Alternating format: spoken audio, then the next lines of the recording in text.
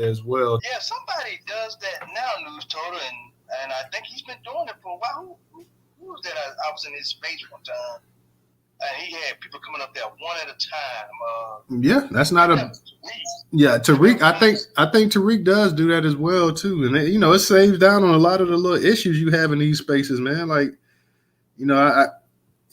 sometimes you just having like too many side distractions. Like I say, I don't mind people, joking or whatever. But when it comes to the point where somebody says something about somebody and somebody has to go and address that, and they got to address this, and you got to no. People thinking like, hey, and then not only that, people talking, and then somebody just cuts another person off to chime in, and this and that. You tell people to keep your mics muted, but people still coming off their mics and they interrupting, and they already done spoke for 5 minutes before. Now they got to go ahead and speak for another 5-10 minutes. Like that's, yeah. Hey, bro, whatever you want to do, I support. And I know for myself, I have had my little side issues, but last night, of course, I had to address what he said, about the whole this being a troll space, because I had to correct that. Because one thing for sure, this is definitely not a troll space, and I definitely don't want people who just maybe come in here just to listen and say, oh yeah, you know what, this is one of them troll spaces. Yeah, we can come up in Newstoter space and get all this cussing and people just cutting up and shit, but that's not what this space really is. This space is a family atmosphere type of space because we cut up as a family. We do our laugh, but like you said, we need to stay on topic too. And but then I don't know. Some people can't, like you said last night. Some people can't take, or maybe can't handle a little fun, so they get mad and they be ready.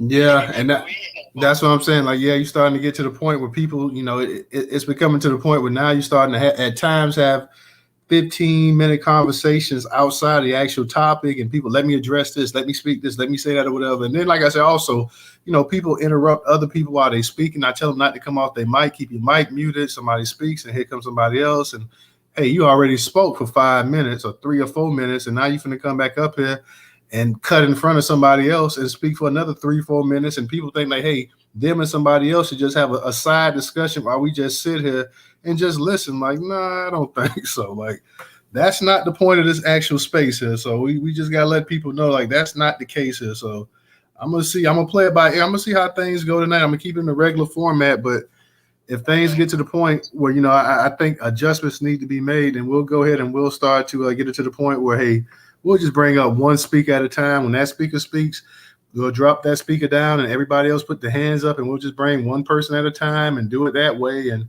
because we're just not gonna have people just, yeah. Hey, bro, I'm gonna do my part too, though, because I got to make sure as the co-host that I don't really come off the mic, because I try to get in there and maybe cut a few jokes with the room, but I'm gonna do my best not to do that. And then if I see where people are getting nuts or crazy up in here, I will come in and just mute them, so we won't have this going back and forth and stuff. And shout out to you, Miss T. Glad to see you up in here, sister. And New Moby, good to see you, sister. And everybody else, good to see you. But yeah, Newstoter, as a co-host, I got to make sure I do my part too, man. I'm gonna make sure I stay on my mic unless I'm coming on here just to say what I need to say about the topic. You see what I'm saying?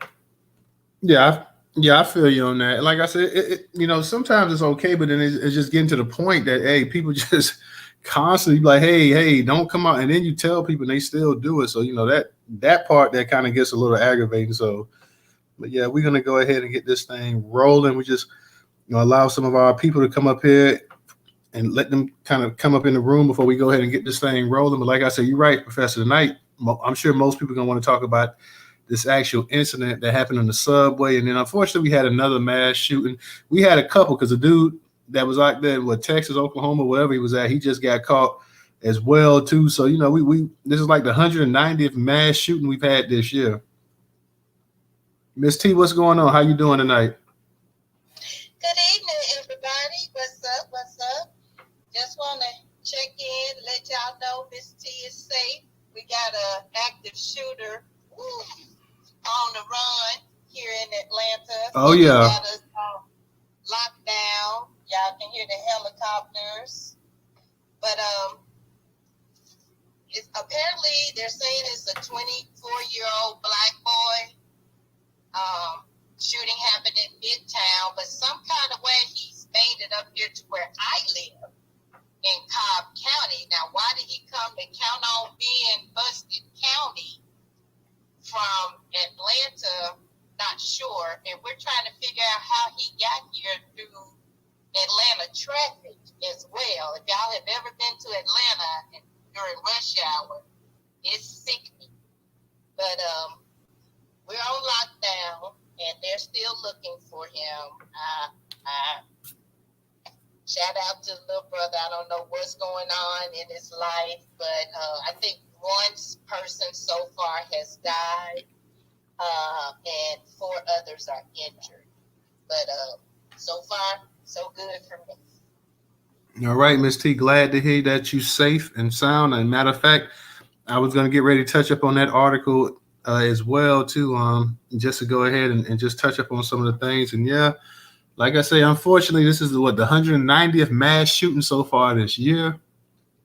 I mean, we still got a long ways to go in this year, and we've already hit almost 200 mass shootings. So not looking good for the rest of the year in terms of this mass shooting. So let me go ahead and start touching up on these articles. Our people, they can go ahead and they can follow us as they come up in here. Peace to everybody coming up in the space as well, too. Original Carlos, Pierre, peace to everybody coming up in here. Let me go ahead real quick and touch up on some of these articles, and then our people, they can just join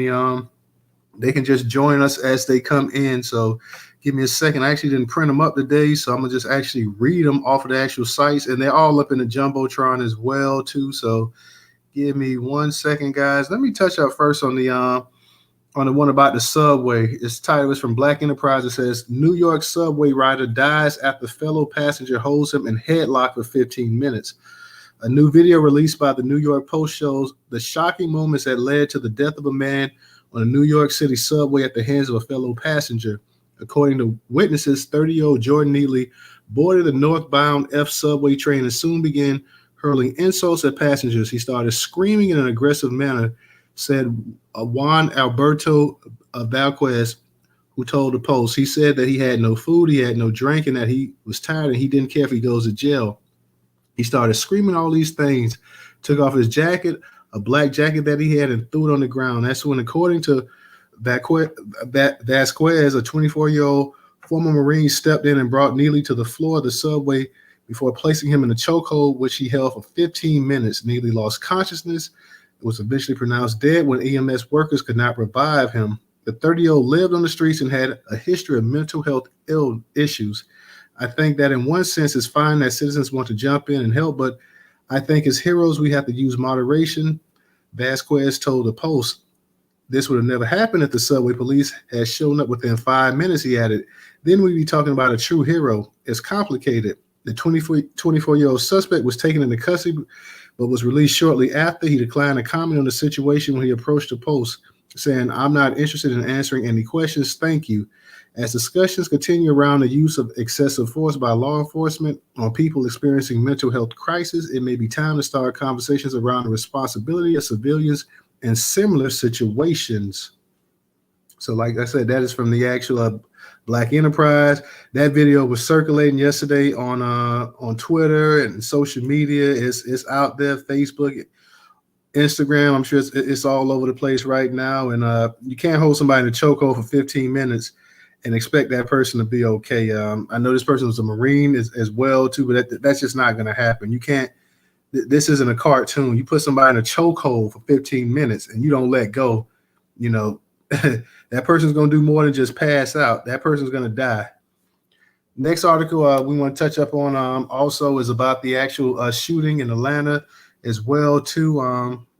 Let me make sure you guys can hear me. Can you guys still hear me okay? Just to make sure that the volume and everything. I see Professor is having some issues. He's disconnecting.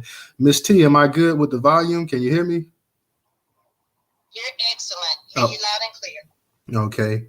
So let me come back real quick. Shout out Wilson. I see you up in here as well too. So let me go ahead and touch up on that. Professor may have to handle a phone call or something. I see him disconnecting real quick. So let me go ahead and find this article, this next article as well too, real quick. Did I put that in there? I must have didn't put the article. How did I put that article up in the jumbotron as well too? Dang. Yeah, I'm gonna have to go back and find that actual article, but I will find out. I just knew I had put the article up there in the actual jumbotron, but this is from the Atlanta Black Star. But let me go ahead. It's talking about the mass shooting that happened today. The actual title is actually different from the one it was curated. It's actually different than the actual article on the site. So let me go ahead real quick and read that and keep everybody updated. It says suspect at large after 1 kill, 4 hospitalized in shooting in Midtown. Atlanta police say Atlanta authorities are searching for a person who shot 5 people Wednesday at Northside Hospital Medical in Midtown Atlanta, killing 1 person and sending 4 others to the hospital, then fleeing in a carjacked vehicle. Atlanta Police Chief Darren Shirebaum said during a Wednesday afternoon news conference. The person who died was a 39-year-old woman. The injured victims also were all female, ranging from ages 25 to 71 years old. The suspect, Dion Patterson, left the building and is believed to have carjacked a vehicle a short distance away, the police chief said. He is still at large, and there are active leads in Cobb County and in the city of Atlanta. Multiple victims were undergoing surgery at downtown's Grady Memorial Hospital, Atlanta's only level 1 trauma center. Their conditions were not immediately available. 3 other patients are in critical condition. Dr. Robert Jansen, chief medical officer at Grady Health System, told reporters in an earlier news conference. Police issued a "be on the lookout" for the suspect, who they identified as 24-year-old Patterson, saying he should be considered armed and dangerous and should not be approached. The Atlanta Police Department earlier released images showing the suspected shooter wearing a hoodie, asking anyone with information about his whereabouts to call 911. A high-level source within the Atlanta Police Department told CNN the suspect and his mother arrived Wednesday for a medical appointment for himself. The man at some point became agitated and started shooting using a handgun. The suspect has a military background, the source says. Atlanta police spokesperson Chada Spice similarly said the man was attending a medical appointment for himself when the shooting occurred. Police declined to further describe the nature of the appointment, citing HIPAA regulations or HIPAA. The man's mother, who was uninjured, is currently cooperating with the police. Atlanta police told CNN. Northside Hospital confirmed the shooting at its Midtown location, saying on Twitter it was cooperating with law enforcement. We urge people in the area to shelter in place and follow instructions from law enforcement on the scene, the hospital system said. The tragedy is affecting all of us, and we ask for patience and prayers at this time. And what has become routine in America, Wednesday's shooting interrupted daily life in a place many would consider safe. This time it was a doctor's office, but it's also been in U.S. schools, grocery stores, and houses of worship, including the shooting at the Atlanta Medical Facility. There have been at least 190 mass shootings in the United States this year, according to the Gun Violence Archive, which, like CNN, defines a mass shooting as one in which 4 or more people are shot, excluding the shooter. The Atlanta Police Department tweeted earlier Wednesday it was investigating an active shooter incident inside a building on West Peachtree Street between 12th and 13th Street, saying multiple people had been injured. Video shared with CNN showed police running on the scene as sirens blared. Multiple fire trucks, at least 1 armored police vehicle, and deputies from the Fulton County Sheriff's Office were seen outside the building, which sits in a bustling area of the city, with Google offices, hotels, restaurants, apartment buildings, at least 2 daycare centers located nearby. Atlanta resident Anna Everson lives at the Atlantic House Apartments a block away and told CNN her building was placed on lockdown as the incident unfolded. I saw 2 people taken out on stretchers. Waves of armored officers went inside, and you can see medical professionals huddled up in the offices. All righty. Another unfortunate incident, y'all, and this is becoming way, way, way too common in the United States. We're having way too many of these mass shootings, and we just barely, in May, and we're seeing all of these shootings taking place. So very, very, very scary to say the least.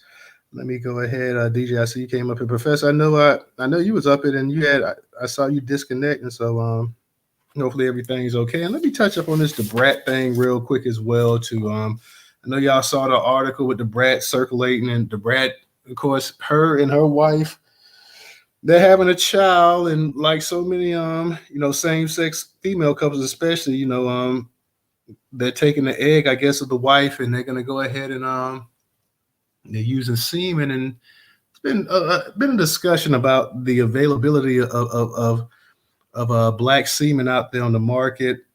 um, I guess black semen that they consider to be worthy as well too. So this is from Black Enterprise. It's up in the jumbotron. It's titled "The Brat."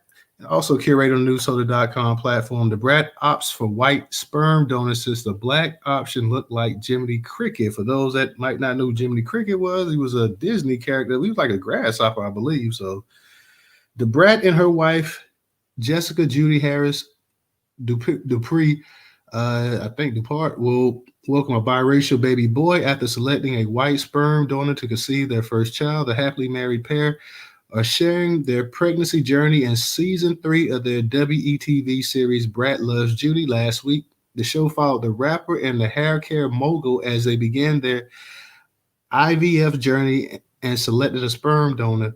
As the excited couple was to begin the process, the Brat and Harris were disappointed to learn how small the pool was for black sperm donors.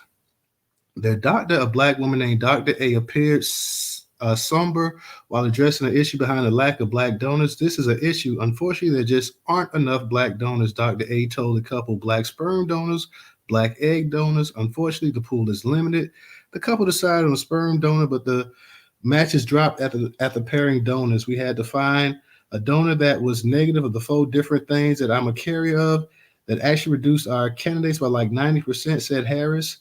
Of the options that were left, the only one was black, and the Brat called out how he looked like a classic cartoon character. As a result, the couple selected a white sperm donor and will welcome a biracial son after confirming the baby's gender at a reveal party last month. But I think we did a great job with picking. He's handsome, he's tall, and I think he's going to look beautiful with my wife's egg. Yeah. Yeah, I know Nightfall on YouTube, like Jiminy Cricket, like, yeah, that's what she said. Like, yeah, Jiminy Cricket was green, but oh, all righty. I mean, I guess I don't know a whole lot about the IVF world. I don't know a whole bunch about the sperm donors and all that kind of stuff. That always seemed like that was really foreign to the community when you think about it. But I guess if you're gonna have a same-sex couple or whatever,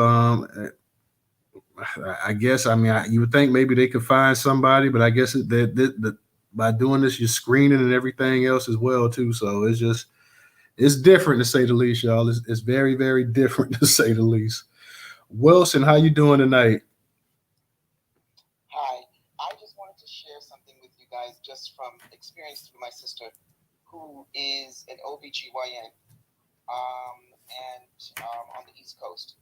And she has been saying that for years, that the pool of black sperm is so low, and she does go and encourage young brothers, primarily on college campuses, if they choose to, if they want to donate their sperms. There are programs where they can get paid. She has been saying this for damn near 20 years. And there are black women, black couples out there that, they want to have a black child and can only do it through those means. And the pool is so low that she says for some, they tend to not. It's really interesting that they, meaning Debrat and her wife, went the white route because it's very tricky, okay? And this is what I will say to you just from listening to her explain things. Here is an opportunity if you have to go that route you already know by the testing of your genes and everything that you don't want to have someone history background may have diabetes or cancer, anything like that. Okay, and so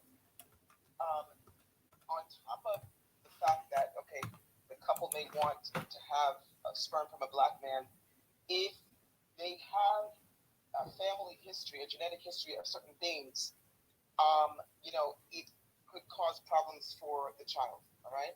So the fact is that the pool is so low that some people will find going the Hispanic route preferable. So I just wanted to say that I wanted to share that with you. I don't. When they said that, I was like, wow, okay, this is interesting. My sister's been talking about that for 2 decades, and I think that the more young men, around the country, black men, could donate sperm, it would be better. There are just some couples, there are women who want to have a child, want to have a black child, and it's not easy. It's not easy. And a lot of those clinics, you would think in the urban areas would have more black sperm or pool of it, and they don't. So the outreach is important. And I land with that. Thank you. I find it. She did make sure that she mentioned that child would be biracial. Though they said that a couple times in that article. She wanted to hammer. Yeah. She wanted to hammer that part across. So yeah, this. Like questionable. You know what I mean? Like. Yeah. You know how we talk about either a black guy or a black woman, and they're just so hell bent on what they call the snow bunny effect. It sounded like that. But truth be told, Newstoter, from what my sister's been saying, there is truly a shortage of sperm from black men, and a lot of these clinics would like to have more of that because people do request it. Oh yeah, I don't doubt that, Wilson. And let me just say this part. I think there's always going to be a shortage of black men actually donating to a sperm bank, just simply because it's something that's really not really ever been prevalent in the community. Yeah, you're going to find some gentlemen that will go out there and that'll do it, especially if you're getting paid or whatever. But I don't really see it as ever being something that's really going to really take off. I could be wrong. You never know how the future look. I didn't think we get to the point that you see a bunch of black men walking around with purses and things of that nature either. So, I could be wrong on that, but I just don't think it's going to be something that really, really ever that really takes off. But you're right. There are couples out there that can't have a child on their own and they want to go that route. So, I mean, hey, at the same time, you're going to be screening this and that or whatever. So yeah, that's going to knock a lot of people out. Like, if you have something that's genetically, in your genetics or whatever, whether diabetes or sickle cell or high blood pressure, hypertension, you name it, that there's going to be things that's going to knock people out. But at the same time, I would think there would have to be a lot of things that would knock white people off as well too, because in their DNA and their genetics, they have a wider gene pool. You see, a choice, excuse me. You know what I mean? And that's the point. The more options for a black woman or a black couple, the better. You know what I mean? So that's why it's important to if they choose to do that. It's really, look. You have a lot of people who don't want to adopt. They do desperately want to at least have the egg. You know what I mean? And from their wife, and willing to go the IVF route. So I blame with that. Thank you for allowing me to talk. No problem. Thank you, sister. Let me go ahead and get to Black Intelligence, and I'm gonna get to you, Professor, and Miss T. But let me Black Intelligence. How are you doing tonight? Hey, what's going on, brother? Good to see you, Newstoter. Shout out to the co-hosts, everybody in the room. I want to make a few points. I think that we're going to have to finally accept that the myth that black men don't take care of their kids is a lie. And so black men, we're more conservative in that way. We just don't want to give out our sperm for some randomness to be going on with that child. And see, we have to also address the colorism that's in our community. A lot of times black men get the blame for the colorism that's happening, but we see a lot of black women out there creating those same children that they complain about that become adults that they have to compete with for men are the same children that they are creating. And it's by choice. Naomi Campbell did the same thing, went out there and adopted a white baby. So we're seeing this trend, and it's happening with, mainly these people who are celebrities, but I'm not going to dox myself. I live in a major city. There's a lot of black people around, and you can just go to Costco. You're going to see more black people walking around with Brad and Karen than you will with actual black families. So the thing about the black community, we're not united. There used to be a time and place where grandma said, you ain't bringing Becky in my house. These days, it's become, I want good hair. So we have to address the accountability. There's no accountability happening in our community. Black folks, we have to address the self-hate that is going on in our community. I mean, black people are the only people who will say, I'm not going outside because I don't want to get dark. But you got Karen and Brad running around all day trying to look normal. But you scared to get darker, and that's why we have vitamin D deficiency in our community. We're causing ourselves to be sick because we hate ourselves. So it's absolutely disgusting what she did. She could have went to the Caribbean. She could have went to Africa. There's plenty of black men on this planet for her to get there, come out here and say, well, she's trying to play God. He didn't have the right genetics. That man is ugly.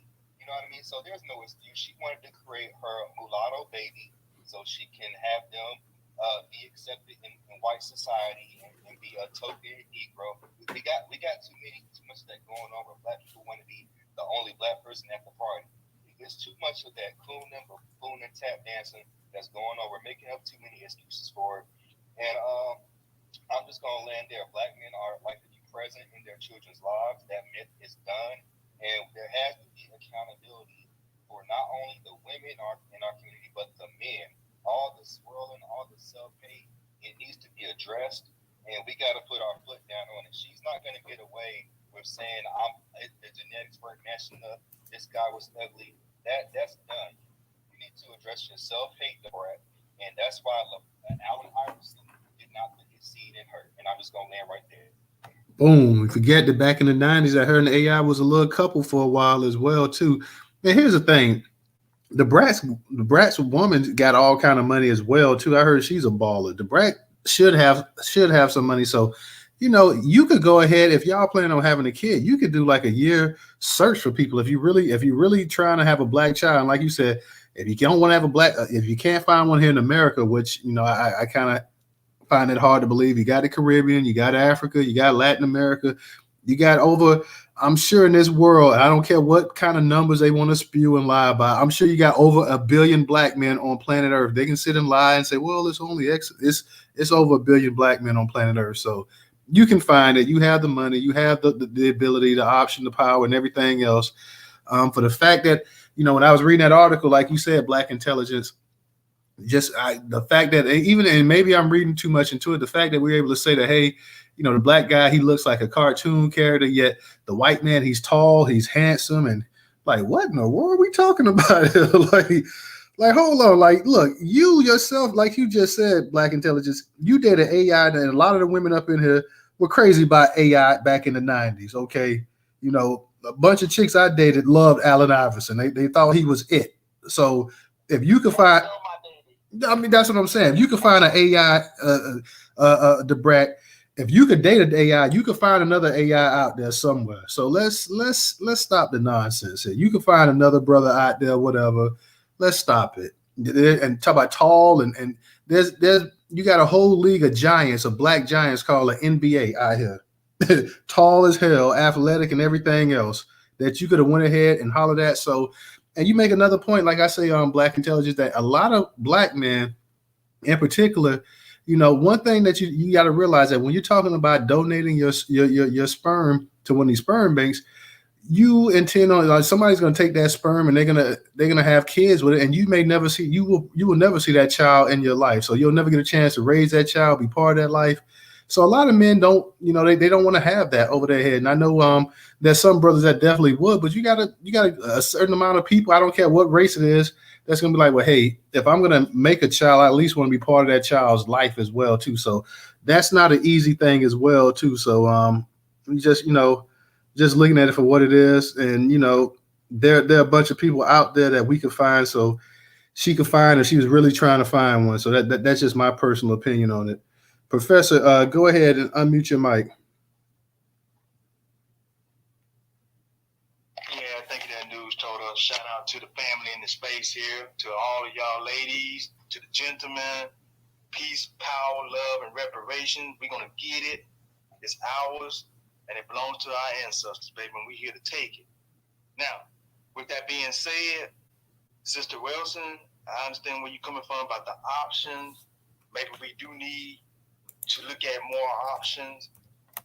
But the Brat is one that has the options because, she has money, she has some wealth, popularity.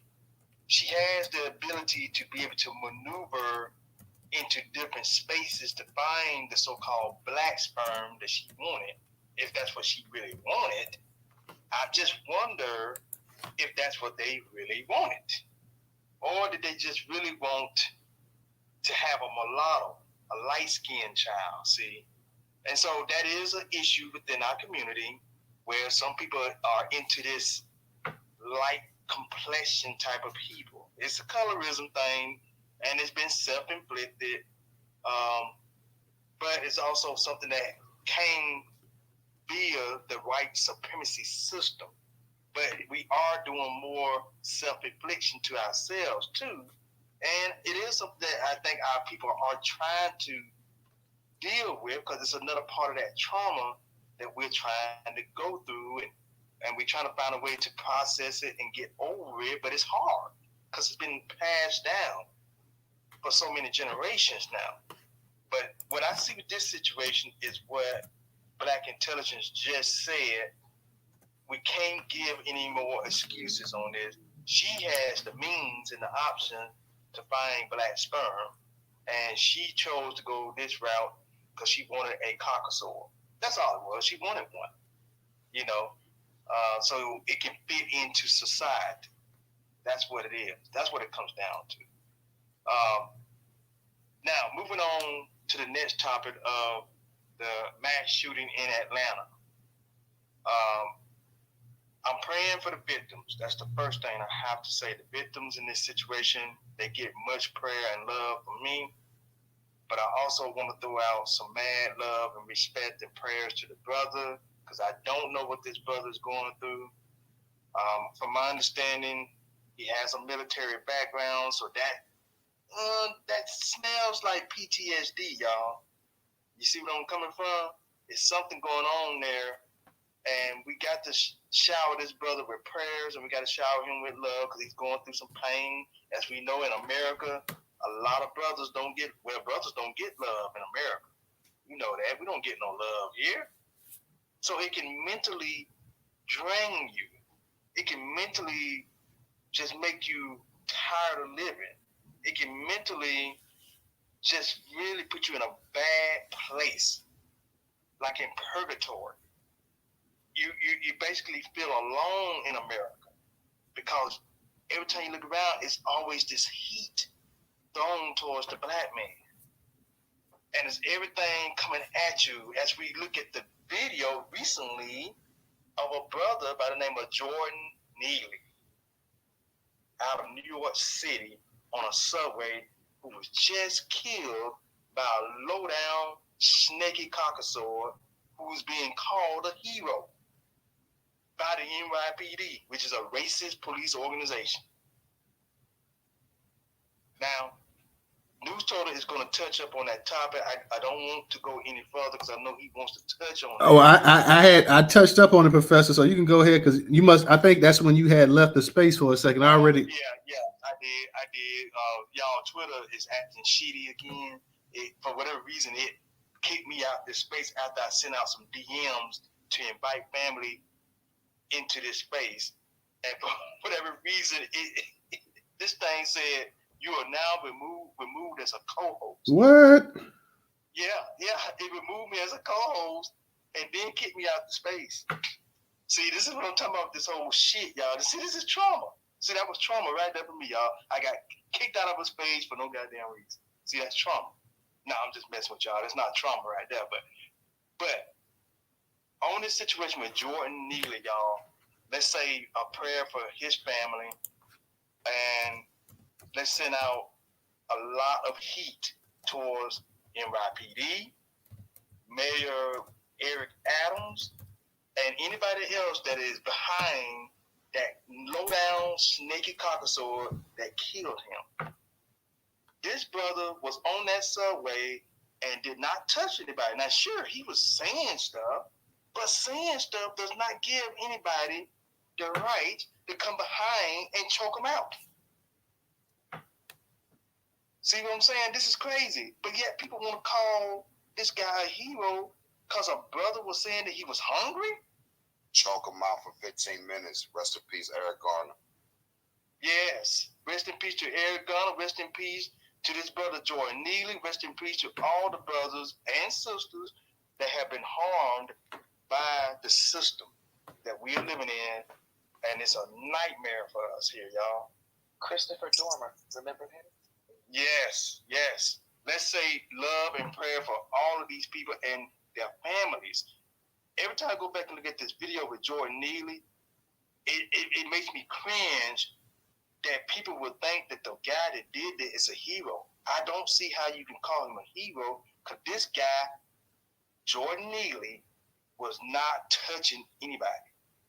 See, that's what I'm saying. He was not even touching anybody. He was killed really simply because he was black.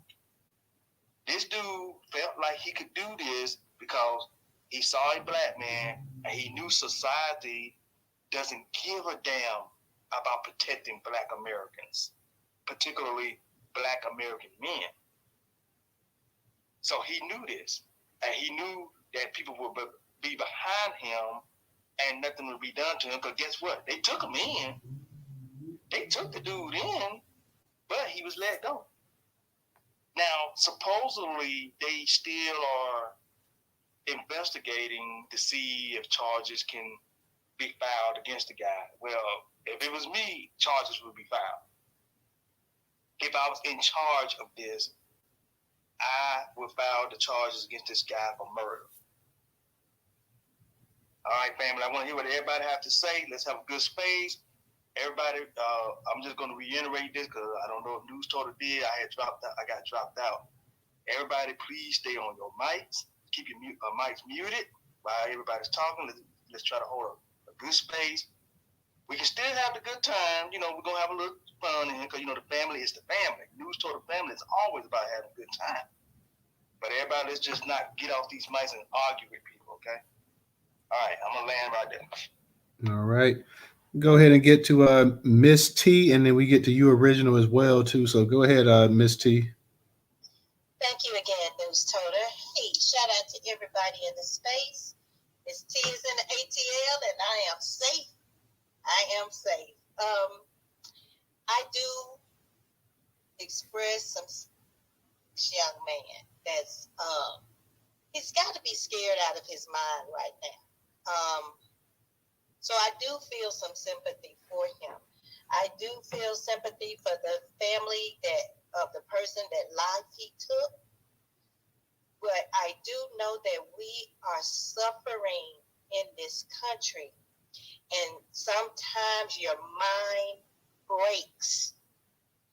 And he's probably seen a lot in the military. He's lived in a city like Atlanta, where, depending on what part of Atlanta he's in, he's probably seen a lot. So I'm praying that he, if captured, I mean, really, if he can get away. But if he is captured, I hope and pray that they do take him alive. And he has been captured. I just want to get in there right quick. He has been captured. He's alive? Oh, so they got him? Yes. I tried to post it in the Jumbotron, y'all, so I could give the family update, but it wouldn't let me do it. Okay. DJ, if you can grab it off my, go to my profile and grab it if you can. Well, thank God he's alive. I was really scared when I heard he came to Cobb County. I was like, oh my God, of all the counties, why would you come up here? But I am happy to hear that they did not kill him. And I hope he's able to get the help that he needs, because that was a mental mind break. There's no telling what information he got from that doctor that made him snap like that. On the Brat, all of us grew up with a black mama that said, what go on in this house, stay in this house. Now, that's some information she did not need to ever reveal to the public. Steph Curry and his wife, Aisha Curry, kids look white as hell. But you can't say that they have white or nothing, because Steph and Aisha, they both black. She should have kept that to herself if they decided to choose a white donor. And then Judy did come out with this video today saying that she had 4 genetic markers and that she, if she had to pick somebody and that person had, so there were options. There were options other than Jiminy Cricket. But like Black Intelligence said, they wanted to pick out and carve a perfect child. Because many of us fall in love with people who have diabetes or high blood pressure or cancer, and that person has that in their family line. But you all go on, you get married, you have families, and whatever happens. I just think all the way around is wrong, in my opinion. But I think they should have kept it to themselves. I do not think black men need to be running, giving their sperm. They only pay them $65 to go to a building with a magazine or a video and ejaculate in a cup. And you never know what's going to happen, where that sperm is going, what they're going to do to it. You may end up with 500 kids. I posted where this man, he has 500 children, and they are going to fine him $110,000 if he donates any more sperm, because he's sick. And that shows you the other extreme of how this could go as well. And do y'all remember that doctor who was an OBGYN, a male, white male, and he fathered like 80-something kids, and they're still counting. I think it was on Netflix, the show. And they're still counting. The kids are still coming around. So, no, I think our black men are fine. Just meet you a woman, make love the old-fashioned way, or have sex, whatever y'all calling it these days, and have your children that way. That subway killer, we're going to have to take to the streets. I first suggest that we bombard Eric Adams' office with emails, phone calls, and, Twitter, hit him up on all the social media and demand that this man be arrested, because that was cold-blooded murder. You don't subdue somebody for 15 minutes.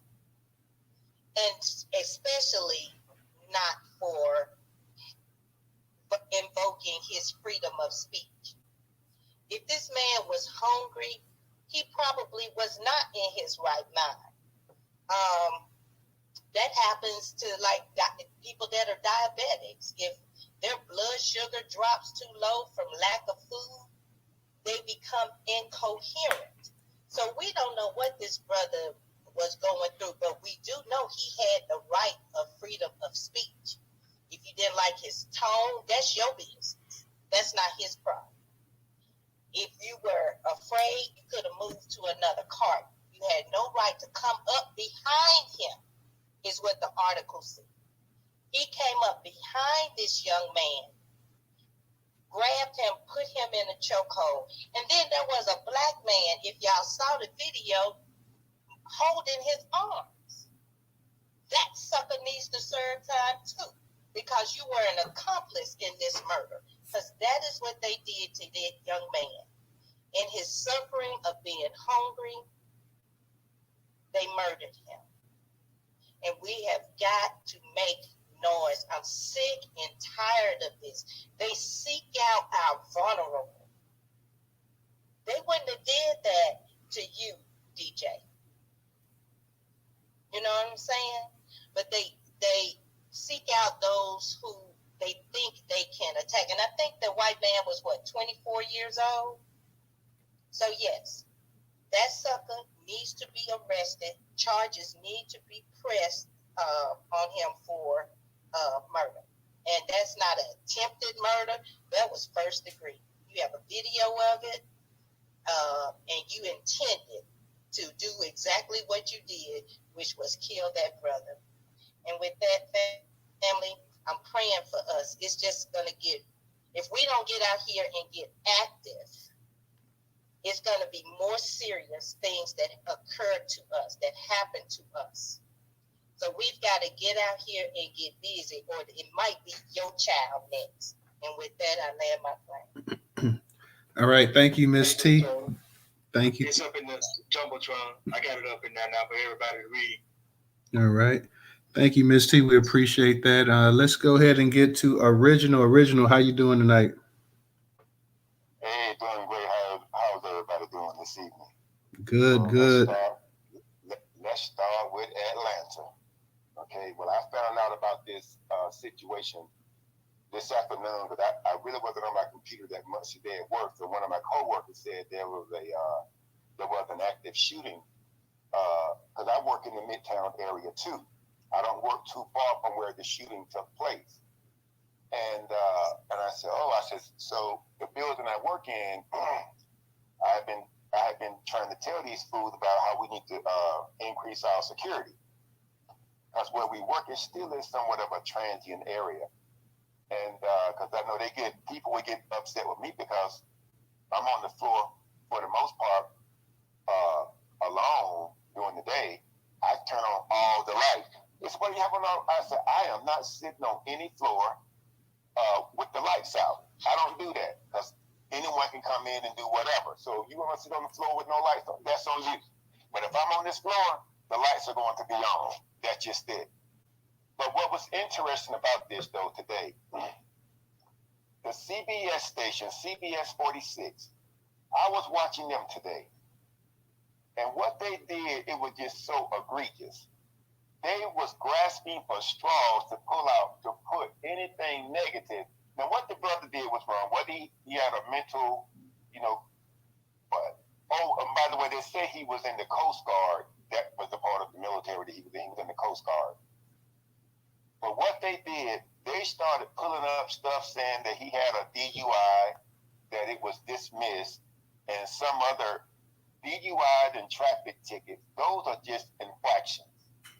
That is not what you would consider a crime. See, these were black folks that were saying this garbage. I'm like, okay, what does a traffic has to do with someone being a criminal? This is insane. See, again, people, Donald Trump was right when he said that the news is fake. It's fake news. That's fake right there because you're just trying to put anything negative out there about someone and you don't even know what's going on. Because, see, years ago, the ABC station out here, Channel 2, there was a brother who was an eyewitness to an incident. And so they called the brother and asked him if they could come and interview him. He said, well, I'm trying to get myself together. Can you come by in about an hour? They just went and got somebody. I don't know if it was a person from their staff or what. They just got someone and claimed, and they said that this person was that brother. And then what happened is the family started calling into the local talk shows here, exposing Channel 2 for what they did. And they had to remove that. They had to remove that from their website, and they couldn't even talk about it on their news shows because they lied. Again, the news is fake. You see, and that's what people need to understand. These news people, they are actors. others, I wouldn't trust them to dispose of my waste material.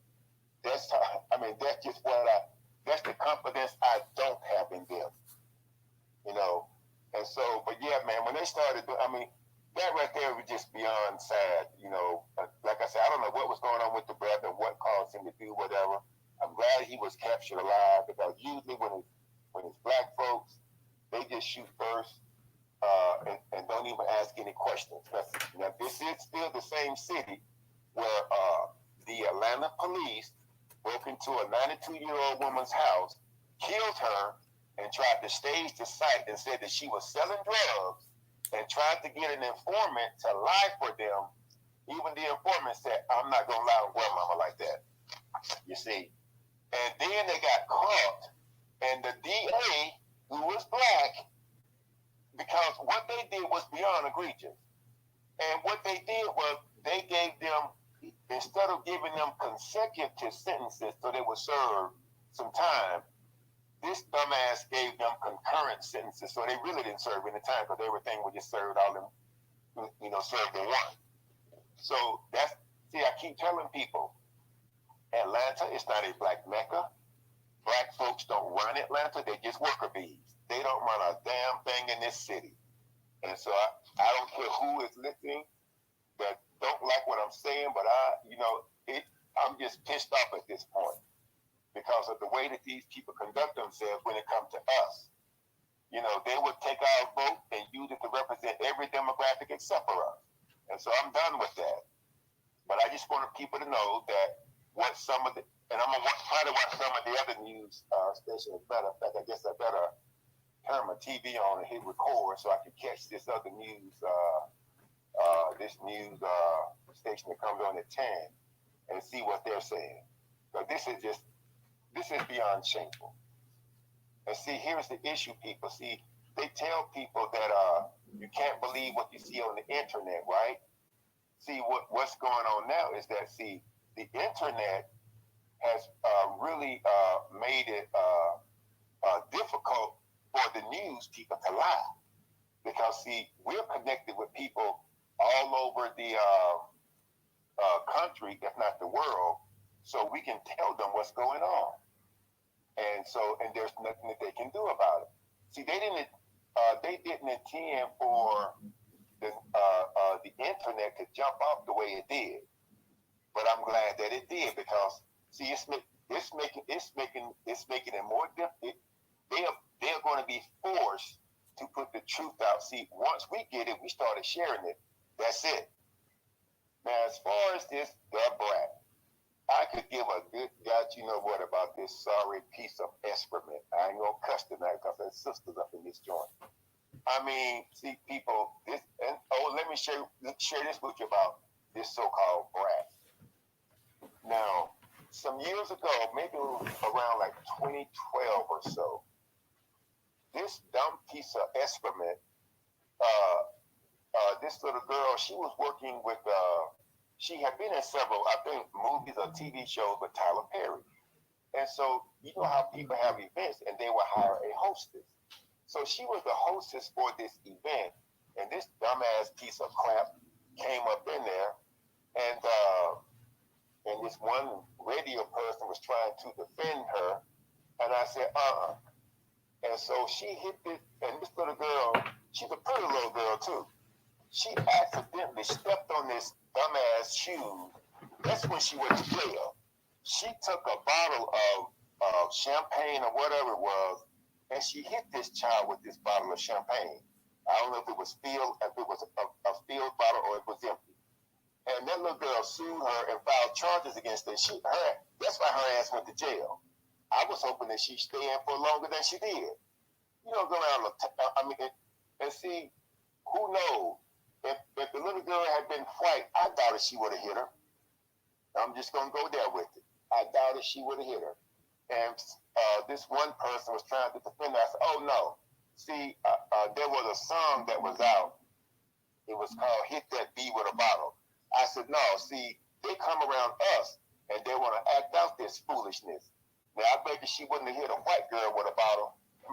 And the song was something like, I don't scream, I don't shout, I just hit that bee with the bottle. and she hit this little girl, and she scarred her for life wherever she hit her. And the young sister did get some money out of it, and I'm glad. So, you know, this is why I haven't been to the movies since the 90s, and I have no desire to go to the movies. I do not support low-down people. And the subway murder, yeah, people, I mean, there's no way, if I'm on a subway and nobody's, if this person just acting erratically, and you're going to get up there and choke them? No. If I got to kick your head in, you're going to let go. Simple as that. Anybody can say whatever. But no, you don't go and choke somebody just because whether they're having a moment or what. We are the only people that will come under attack like that. They don't attack anyone else like that. And this is insane. You know, and then like Miss T said, this black man was sitting up there trying to helping him attack the brother. But you won't hear nothing from that. See, these old black mayors in these cities, they may as well be white. They don't represent us. I told y'all the mayor in this city ran on a gay fight platform and won. They brainwashed the people by saying, well, Atlanta may not have a black mayor, so and I don't give a damn. Whatever happens, happens. Oh, you are not talking. You should be talking like that. Well, I'm talking like that, and I don't give a damn. Plain and simple. But I ain't gonna take up much time. I'm gonna land, let someone else come up. But I just had to give y'all that information because, see, now that these news organizations have to understand, we are doing the true reporting, and we're gonna tell how you want to incriminate black people with anything. Traffic citation. That's it. I mean, give me a break, and I'll land. All right. Thank you, Original. Thank you. Let me go ahead, guys. Up in the Jumbotron, we have the Newstoter YouTube channel up there to the far left-hand side. We got to all the speakers. We have enough stuff in the Jumbotron, so don't add anything else, guys. We got more than enough stuff up there. I had to slide some stuff over, so in case people need to try to find it, namely the YouTube channel. So we have more than enough stuff up there. We have the actual YouTube channel at the far left-hand side, guys. If you could, while the actual space is going on, we was able to get 1 subscriber. Let's see if we could at least get 3 subscribers tonight. I'm hoping we can get at least 3 subscribers to the actual YouTube channel. So please go ahead. Not only that, but if you already subscribed, go ahead and just retweet out the YouTube channel as well, too. It's on the far left-hand side. So just go up there. If you already subscribed, go ahead and tweet it out. If you haven't subscribed, go over to YouTube right now and subscribe to the YouTube channel. Also, for those that can, please think about supporting or contributing to us on Cash App. That is $Newstoter, $Newstoter. Newstoter is the largest Black-owned, Black American-owned news curation media platform today in America. Once again, Newstoter is the largest Black-owned, Black American news media curation platform today in America. For those who don't have a Cash App, we have the Venmo and PayPal up in the Jumbotron. For those on YouTube, we have those links up in the description. Let me go ahead and get to Carlos. Carlos, how you doing tonight? Go ahead and unmute your mic. Hey, what's up? Peace to the room. Thanks, Newstoter, for allowing me to speak. Let me know if you can't hear me because I'm a little under the weather. It's snowing and raining over here in Poland. So it's a little choppy, Carlos. We can hear you, but it's a little bit choppy. But go ahead. Okay, is this any better? That's a little bit better. Go ahead. You got it. Okay, I just wanted to read something because I noticed something that when you were talking about the brother from Atlanta with the shooting and the brother on the subway, the common thing was mental illness. So I just wanted to read something real quick, if you don't mind. Go ahead. In 2020, an article was published in Medical News Today about the effects of racism on Black Americans. Several issues were discussed, but the most significant one was the rise in anxiety amongst Black Americans. PTSD is at an alarming rate in the Black community due to racial trauma. Police violence, fewer employment opportunities, and exposure to racial abuse are key factors in contributing to the disorder. The article concludes with a summary that we are prone to in the medical profession is called weathering, where a person's mental health erodes gradually over time. After 500 years of slavery and Jim Crow, is there any surprise that we have lingering effects of this abusive treatment?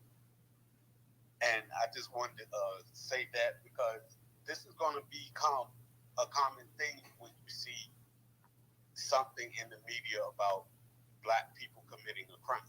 It's going to be mental health, mental issues, which, I mean, you know, can you blame? Look at how we're treated in this country. So, you know, I just wanted to read that. That's a excerpt from my book that's on Amazon right now, Black America Under Siege. I appreciate those who support it and those who will support it. And I'm going to land my plane here. All right, thank you, Carlos. Yeah, definitely go ahead and check that book out that Carlos has out there as well, guys. So definitely go ahead and support the brother for those that can.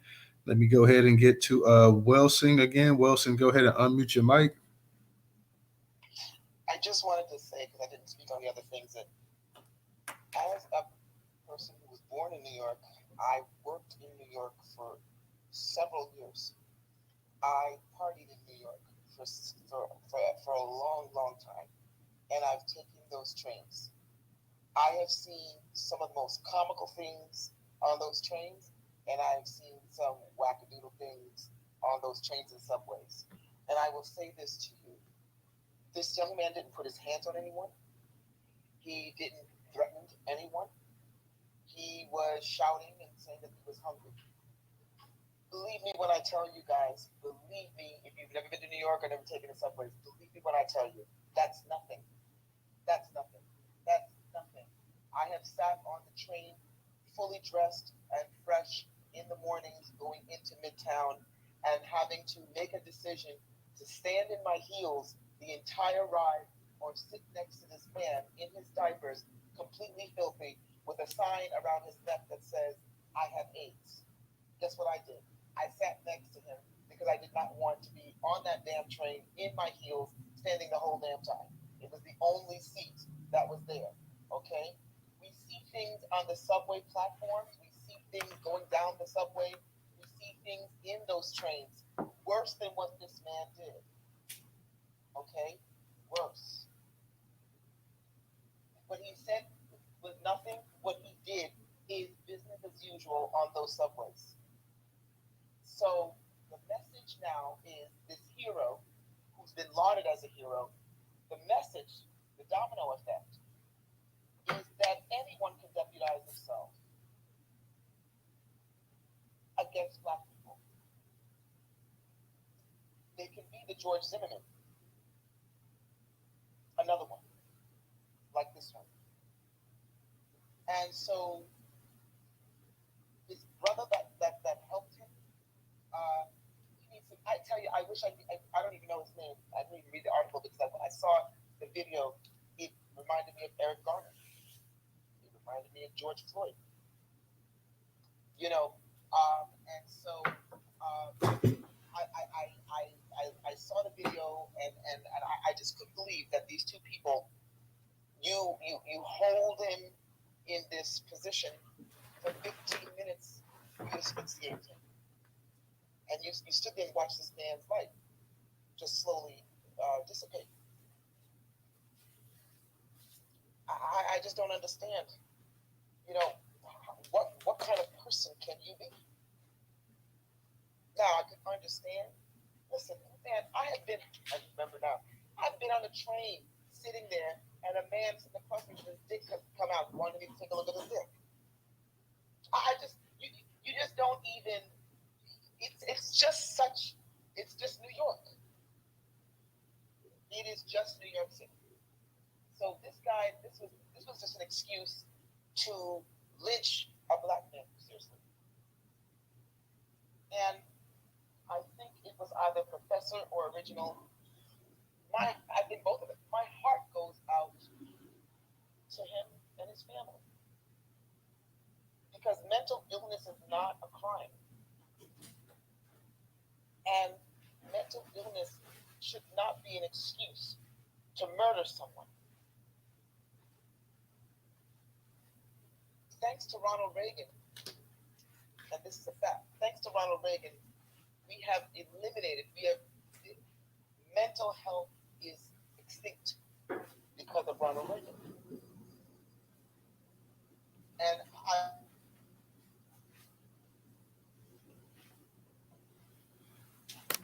You there, Swat?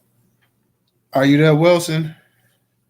oh, can you hear me? Yeah, Wilson. Is there any way, because we got people on YouTube saying they can't hear? Is there any way that you can get it up a little bit louder too?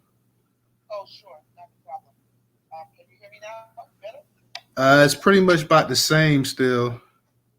Okay, can you hear me now? Yeah, I can hear you much better now. Okay, you know what? It was my ear thing. I'm sorry. I was saying that, what this young man did on the subway was nothing, guys. I mean, I've seen worse on those damn subways, traveling all hours of the day and night. I don't know if you heard me, but I said, I remember sitting on the subway, I'm looking across, this man pulled his penis out, for me to look at. I mean, it's just New York. And that's what it is. This young man didn't do anything. He didn't threaten anyone. He didn't say anything that was threatening to anyone, outside of the fact that he said he was hungry.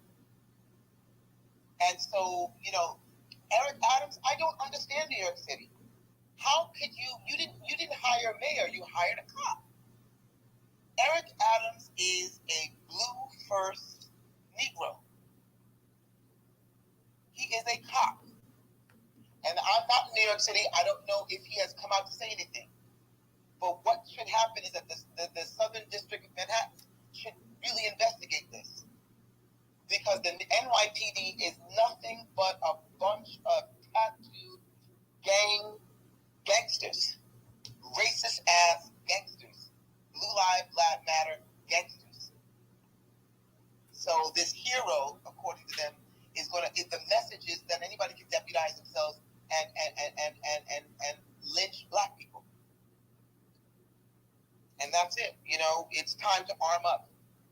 And I'm a big believer in this, more than I never thought I would say this. It's time to arm up. It's time to do it the right way and arm up and protect yourself, because they're coming after us. So I land with that. Thank you so much. Oh, I wanted to also say, again, my heart goes out to him and the mental illness part of it. I don't know if you heard me. I said thanks to Ronald Reagan. He was the one that made mental health extinct. I don't know what the reasons were behind it, but it is solely Ronald Reagan that eliminated mental health care. My mom was a 33-year professional in psych. When she started there, that hospital in New Jersey, I think it was a 4,000-bed hospital. And when she retired in 2007, it was just under 1,000. Now, it is no longer, most of it, I would say 85% of the property has been leveled, and now there's townhomes there. And then what's left is maybe about 300 or 400 patients, and that's it. There is no more mental health institution.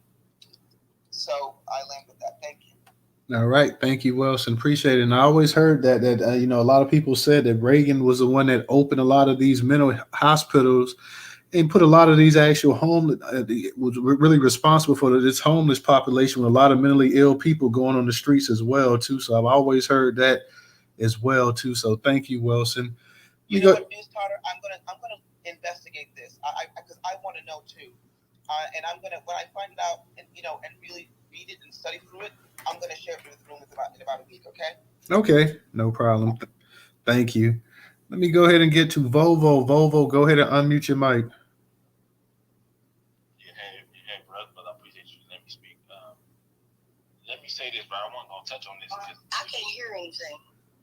Hold on for a second, Tammy, and I'm gonna make it for the room too, because I told everybody. I know you couldn't hear, but everybody's still on your mics. And if y'all have any earbuds on or anything, just go ahead and take your earbuds off or your Bluetooth or whatever, because it's really hard to hear, especially for the people on YouTube. So if you got any got any headphones on anything, go ahead and take that off because you sound much clearer when you take that off. So go ahead, Volvo.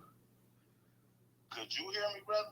I can hear you, but you're still a little bit low. But is there any way you can get a little bit louder? I don't know, bro. I don't know. You've been having the issue lately with your situation here because I'm on the same system I've been on. I need to upgrade my phone actually. I can hear you. I can hear you, but I was just trying to see if we can get you louder. That's about. Hold on. If that's as loud as you can get, that's fine. Okay. Yeah. I wasn't gonna touch on the mental illness thing, but damn, she broke my train of thought when I had it loaded. Yeah. But the mental illness thing. Let me say this, right? America got a great mental illness system. You know what I mean? Like if somebody homeless, you know what I mean? Like the system that we got, we'll try to help them not be homeless. You know what I mean? But if somebody has a mental illness, they're not gonna follow through with the program. You know what I mean? Because they mind somewhere else. So we could do better. Absolutely, we could do better. We shouldn't have people on the streets. We shouldn't have a guy out there saying that I'm hungry. I didn't see the video. I didn't watch the video. I purposely didn't watch the video. But I know what type of guy that is. That's the guy that approach you at the that hop in the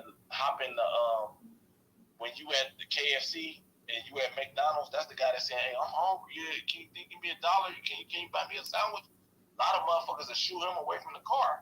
I buy him a sandwich every time. Every time. If he say he hungry, he need a sandwich, it ain't gonna cost me nothing but an extra $1. If he want to throw it out, if he was lying, if he's trying to get some drugs, whatever, so what? I realize that if you ain't trying and you out here begging for a sandwich, it's something really wrong with you. You know what I mean? So like I know that it's something wrong with that person. So I'm gonna do my best to help. You know what I mean? So I wasn't gonna touch on that, but y'all brought up mental illness, and I just didn't agree with that. We got a great mental health system. Like it's just you can't throw everybody and lock them up, even if they got a mental illness. You can't just lock everybody in. You gotta let these people outside to live their lives as well. You know what I mean? Like you want to lock up. Hold on, let me. Hey, Tammy. No, I was just saying earlier, and I don't think some of y'all was in here, but I was also saying that I'm gonna stop having multiple speakers up here and just let one speaker come at a time, because I don't want people coming off the microphone. Raise your hand, and then I'll get to you. But I'm seriously debating that, just having people one person at a time. So go ahead, Volvo. That's a great idea, brother. You got a lot of troll. Like it is, and then like you gotta understand, like somebody like that, they can't help what they doing. You got. Don't worry about that, Volvo. Just go ahead and finish your point, though. See, that's mental illness too. That's what I'm saying. Like you can see it in real time. They can't help that. You know what I'm saying? Somebody hit the mute button, but go ahead. Was Professor? He can't help that. But anyway, So I was going to address you. Please. I told you. This is not a phone space. I told you who it was, bro. You can see. I want. Hey, Professor, chill out and go ahead and let him finish what he's saying. Okay, but it's not a troll space. Okay, so please stop saying that. Thank you. Go ahead. That's what I'm saying. Like, let me mute it again. That's what I'm saying. Like, we having like side issues and we losing focus. Like, just go ahead and finish what you got to say, Volvo. Nobody, and I mean, and that's for the host, the co-host, everybody. Let people go ahead and say what they got to say. Don't come off the mic, because that's just messing up the flow of the conversation. Go ahead and let Volvo say what he's got to say, and then we can go ahead and we can get to our other people. We got Black Intelligence. Detroit's waiting, so we got some other people that want to speak as well too. So let's go ahead and let them say what they got to say. Go ahead, Volvo. All right, I'm gonna try and zip through it, man. It's enough about Volvo. The Brat Forest, the Black Sperm thing. She been there. Like I don't know. This is just my opinion, brother. A woman that grew up with her father. She ain't gonna be dressing like no boy and all that. I ain't never seen that. I know a lot of women that dress like dudes, and they fathers don't beat her in their life. She been having a issue with black men. That's why she like that. In my opinion, that's why she lesbian. You know what I mean? Like she been like that. You know what I mean? She been having a problem with black men. So this don't shock me. You know what I mean? You gonna come out and say you're having a white baby in this type of climate? In this climate where every day it's a black attack on the news, George Floyd. Come on, bro. That just shows you like she been like that. So it ain't really nothing you can do about that. It ain't really like she been gone. She been not for black men anyway. She was never gonna carry a black man baby. So that's just what she is. You know, that's just what it is.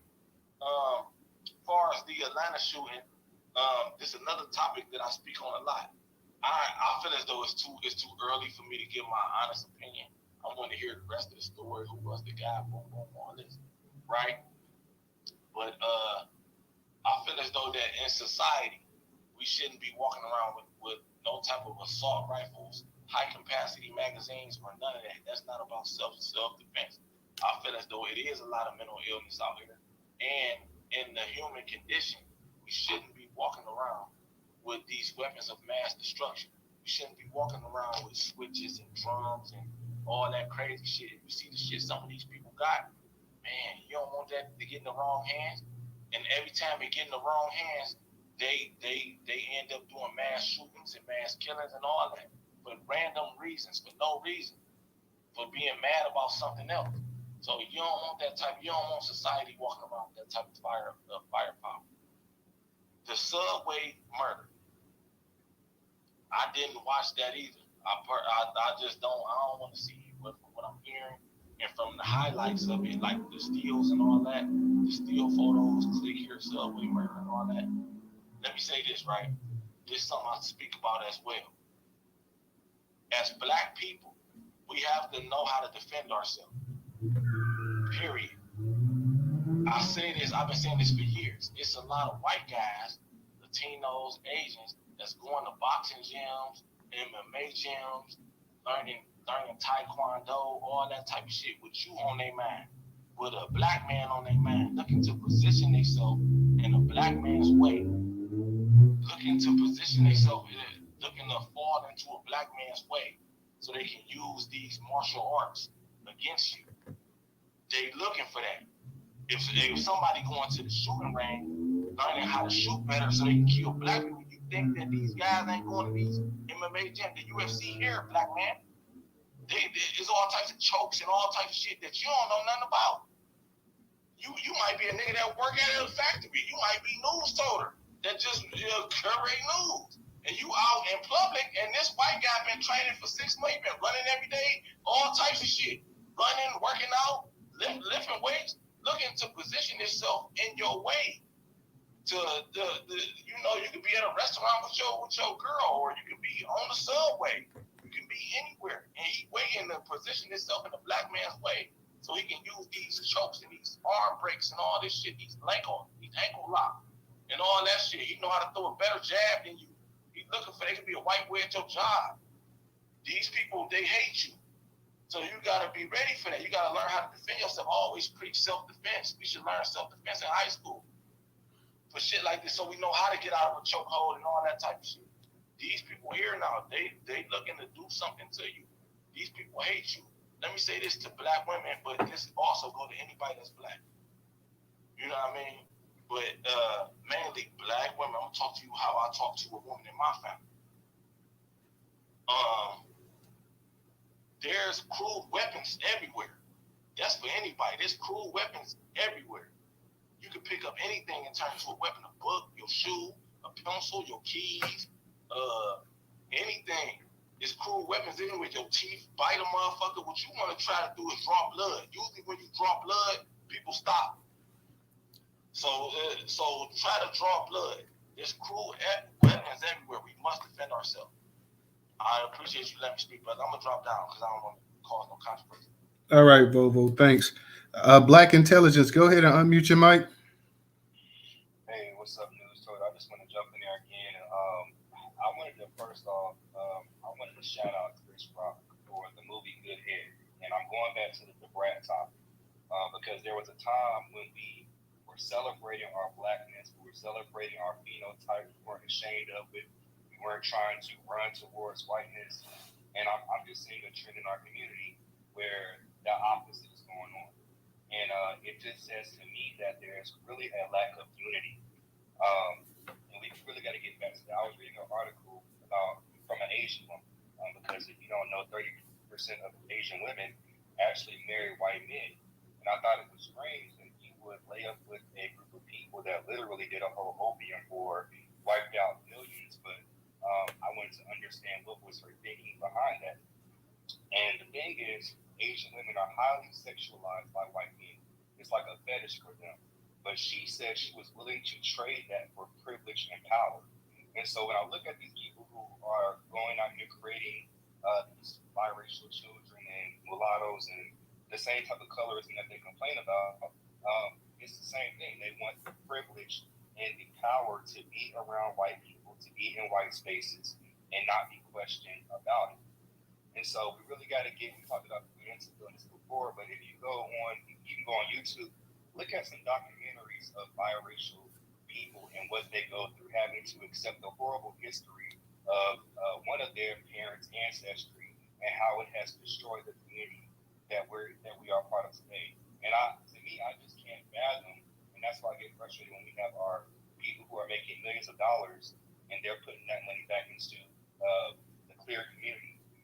It makes no sense. And so we have to really get into the root of the mental illness, because we have mental illness in our community. We got people who are saying that they're pro-black, but when they turn off that internet, they're around a bunch of white people. And so I'm just going to land there. I appreciate you. All right, appreciate it. Let me real quick, guys, because I know we kind of the actual issues with with these two topics are dealing with mental health. I don't want to go too far on the mental health side. I know everybody, we're talking about mental health, and definitely the man on the subway train. I'm sure the brother also that shot the people have some mental health issues, but we want to try to keep it. We don't want to completely just make it a mental health space as well, too. So let's try to stay on the topics a little bit more. The actual thing with the subway, but the brother he had some issues, definitely in terms of mental health, but the actual man that went ahead and was responsible for killing him, that's my main thing right there. As Sister Wilson said, I've never been to New York, but I've heard, because I've had a bunch of friends that was from New York and New Yorkers, and the subway is always a wild ride from what I'm hearing. So people generally don't just get the hell beat out of them just for being loud on the subway, from my understanding. And this brother came on and he was saying he was hungry and this and that or whatever. He wasn't physically assaulting anybody or attacking anybody, anything like that. So for him to actually get the treatment that he got, I think that serves as an issue. And as everybody was saying, like, you had black people also holding them down as well too. So I think, that's the issue I'm having right there. I'm having a big issue with that. Hey, yeah, I mean, I've heard people pissing on the subway and everything else, and just the subway not being the safest ride in America. And for the fact of the matter that this man, I could see if he had attacked the guy or posed an imminent threat to him or anybody else on there. But, because he's taking his jacket off and he's talking loud and he's saying he's hungry and this and that or whatever, I just don't see the issue. And then you're gonna put a man in a chokehold for 15 minutes. Like, this ain't the WWE. This isn't stage right here. You put somebody in a chokehold for 15 minutes, you're likely to kill him, which he did. So, I don't know if he thought that he was just going to put him to sleep and later on they would tap him on the back of his neck and wake him up, or whatever magic he's seen on WWE and some of these other wrestling outlets. But that's not the case. And the fact of the matter is that, yeah, they took him into custody and they immediately released him, which lets us pretty much know that they're pretty much not planning on giving this guy any charges. I mean, it looks like he's going to walk scot-free. So that, to me, that's really, really the issue. And yeah, the brother had some mental health issues, as well as the brother in Atlanta with the shooting as well too. Mental health issues or not, though, you shooting up the place like that and stuff like that, you may have some mental health issues, but he's going to be looking at some serious time, to be for real here. But the other brother, he gets killed just for causing a disturbance, and people cause a disturbance every day in this country somewhere, and they're not killed for it. And he was killed. And where were the actual police on the train station or whatever? Where were they? Why were they so slow? Why weren't they there? Why could there not be anybody to come to actually to quell that whole situation. You didn't have that, so that's my issue with that situation right there in particular. Detroit, go ahead and unmute your mic.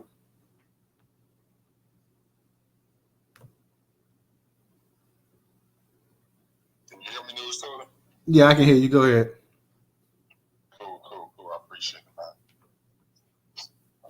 I'm not sure too much about what's going down with the Atlanta shooter, because the story just came to me.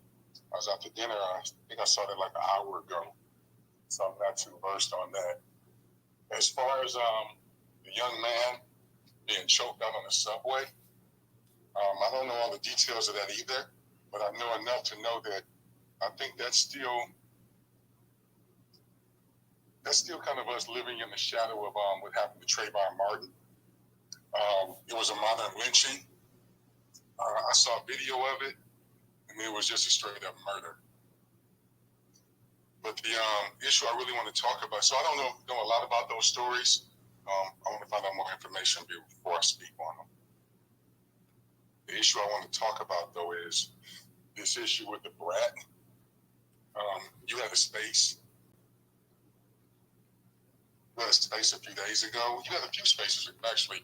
And you, I think this kind of ties into some of your other spaces with your celebrities. How someone spoke about how what the lady said earlier was done in your house is your own business, is your privacy. You know, the Brat is like, these people don't care about us. So I really don't know why she would come out and, other than trying to be relevant. This is a woman who, in 2020, the world was like at the height of the global shutdown, the pandemic. I think, correct me if I'm wrong, but it was like 2020, we were going through the pandemic. And during the height of the pandemic, the Brat decided to tell everybody that she was gay. I mean, that was her platform.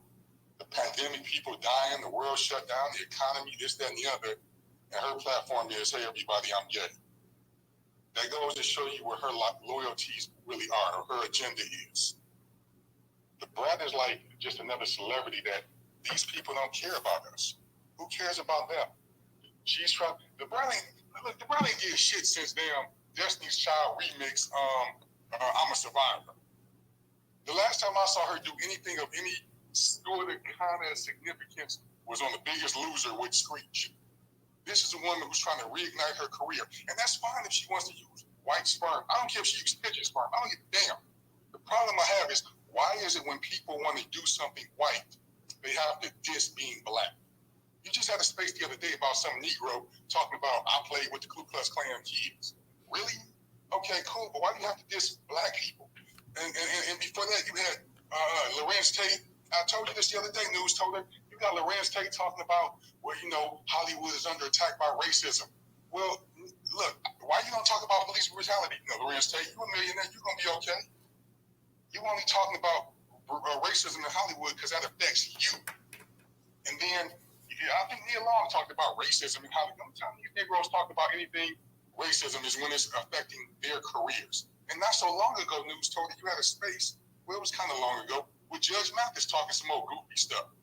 Oh yeah, yeah. He Judge Mathis, not to cut you off, but yeah, he was sitting up here saying that it was black women and it was white kids that went out there and actually participated in the actual George Floyd protest, while black men just basically sat on their ass. Yeah. So I don't even think Democrats have to send these people out. These Negroes is acting on autopilot to just appease to white supremacy. The same with Steve Hart, we's us, they's us, whatever the hell. He always speaks as if he doesn't know how to use correct English vernacular. But then he's up there pandering as well.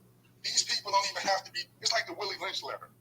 The Willie Lynch letter states where if you train these black people a certain way, you don't even have to monitor them. They'll keep themselves in check. That's what you have with people like the Brat, Isaiah Washington, Lorenz Tate, Whoopi Goldberg, Don Lemon. The list goes on. You see what I'm saying? And you have a space on Don Lemon. All these Negroes do the same thing. They're just more celebrities that why the hell do we even care about what they do? These people are not us. And then people might say, well, they donate money to schools for football equipment. I've heard celebrities doing that. So you're donating football equipment to make children better gladiators for white supremacy. Good job. Good work doing that. I appreciate that. Being sarcastic. They say that these people do things in secret. Okay, if they do it in secret, then that means I don't know about it. So they sure do come out and say racism is in Hollywood openly. Look, Newstoter, I don't know a nigga that know a person that got an Oscar.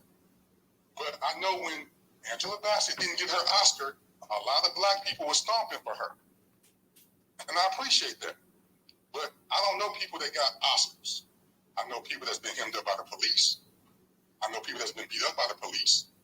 I know people that's done experience racism that ain't millionaires that can kind of sort of almost buy their way out of it. So when I hear stuff like the Brat coming out saying that she got black sperm or she got white sperm, that's fine if you want to get it. But why do you have to she's saying that the black men weren't attractive. Well, that's subjective or whatever. That's her opinion. Well, we know them dudes could have looked like Morris Chestnut, Terrence Howard, Denzel, and she said they wasn't attractive. The fact that she said it at all was irrelevant. You didn't have to dish your own people to get your white sperm. Just get your white sperm. Just get your sperm. If you want to be celebrity, you didn't see Rihanna on stage making a big deal. She showed off her belly bump. Okay, cool. Then go back home. You don't have to diss black people to get your point across. And that's the problem I'm having. If you want to play with the Ku Klux Klan kids, that's the same thing the LGBT says. I experience racism from the black community more than the LGBT. They say that goofy stuff. And I hate when they do that. That's the problem I'm really having. There's so much more I can say, but I don't want to hog up the space. Thanks for letting me speak, Newstoter.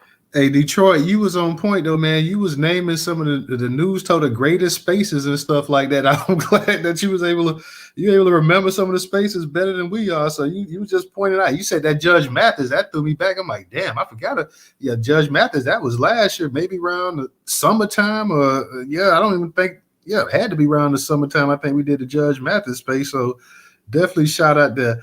And you're right. When she was talking about the black guy, the one that was left, he looked like a cartoon character. But this is what she had to say about the white boy.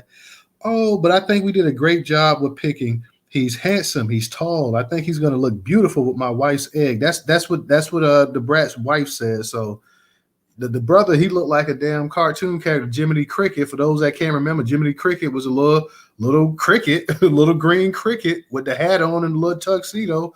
For those of us that can remember, look always came up around Christmas time, was it, y'all? And then you're sitting up here saying the other one, well, I guess the white boy, he's Fabio. So just to put it in perspective. Black Pressure, go ahead. Or it's Volvo. Volvo, go ahead. It's Volvo, Black Pressure, and no taxation. Go ahead, Volvo. Yeah, I just wanted to speak on something I heard, about the celebrities. How I look at it is I don't put no stock into them. They need to be putting the stock into us because we the grassroots. We make them possible. Historically, we made them possible. We the ones that made them possible. They able to go out there and do that. They come from us. So we the ones that make them and break them. If we say they ain't cool, then they ain't cool no more. If we say that's somebody good, then that's somebody good. Period. Like, I don't like the Brat doing that. Like, hey, fuck her. That's how I say. The grassroots, we ain't fuck her. Like, now we know all the way who she is. Fuck her. They come from us. We the grassroots, right? So we ain't, them somebody like the brother said. He don't even know nobody that got no Oscar. To get an Oscar, that's so far away from what we doing that might as well be outer space. That might as well be another planet. An Oscar, we don't know nobody with no Oscars running around Detroit. Shout out to Detroit. I like Detroit. I'm right down the street. I'll be up there all the time at the MTM Grand. You can see Bobo Rants at the crap table. Yeah, he up there. Yeah. I'll be featured up there in Detroit. I'll be on the big crap table all the time. But anyway, it ain't about that. But so we the real niggas. They come from us. We make it when they go out there and rap, they go out there and tell what's going on in our neighborhood. When they go out there and talk that slang and all that, and they get on stage with all that, that's how we talk in the hood. They come from us. We the grassroots.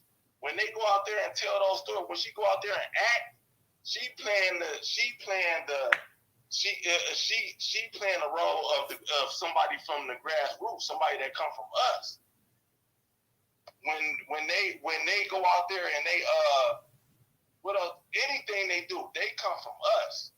So a celebrity, if he ain't telling our story, we can say that ain't real. That ain't who he is.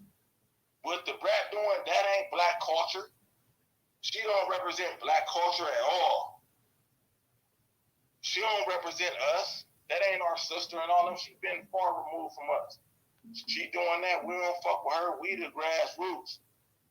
They come from us. That's why when they get too much money, they gotta go over there to that side and take that abuse. They can't never come back to us. We don't fuck with them no more.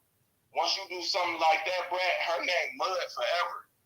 Then the Brat name Mud. We always gonna say, see, look what she did. That was what she talking about. You know what I mean? So I land my plan, brother. We don't put no stake in those celebrities. They need to be putting a stake in us. All right, appreciate that, Bovo. Thank you. Let me get to Black Pressure. Black Pressure, go ahead and unmute your mic. Hey, what's going on, Black family? What's up? New DJ Professor, what's going on? So, I'm just going to touch on the Brat. So, little known fact about this person, all right? The Brat spent many years, and I know this because I used to be just a diehard sports fan for the majority of my life. The Brat spent many years as Allen Iverson's side piece. In fact, she ended up bailing out because he wouldn't leave his wife for her. Like, the nigga was that stupid. That wasn't gonna happen. But she hops, from one side of the fence to the other when it's convenient. But I'll say this too, furthermore on that situation. If you think about her choosing some white sperm donor, if every black person in here really, if you think critically, would you want a black child growing up in that insanity? Number one, make it clear, the Brat is a dyke. That's a mental illness. Would you really want a black child exposed to that household? Would we really feel better if she would have chosen a black man to have a child for her? I think it's great that she chose a white dude. Go scramble that little boy's brains and release him into the world. That's fine. Also, too, with the Brat, I think the brother, not the Brat. Well, yeah, it kind of loosely involves a Brat. I used to believe too, also, that like the general public makes or breaks an entertainer, but they really don't. Because I know everybody in here, including myself, I'm talking about as right now, we can point at maybe 5 or 10 people who are vastly well famous, and is that Hollywood is a machine, and that machine can put any amount of money. They can point at a person and put any amount of money behind that person and make that person what they are. Because I can tell you right now, there are people that can sell out Madison Square Garden, and I would give you 10 cents to go see them. But that, like I say, Hollywood puts that machine behind them, and it doesn't matter if the general public hates them. They will put them in a position to be wealthy and famous. I'm kind of in the parking lot at the gym, so I land my plane there. All right, Pressure, appreciate that. Thank you. Let me go ahead and get to No Taxation. No Taxation, go ahead and unmute your mic.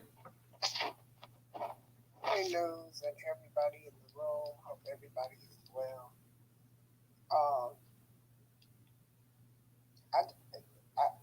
The Brat and all of that, I actually don't care. So, I mean,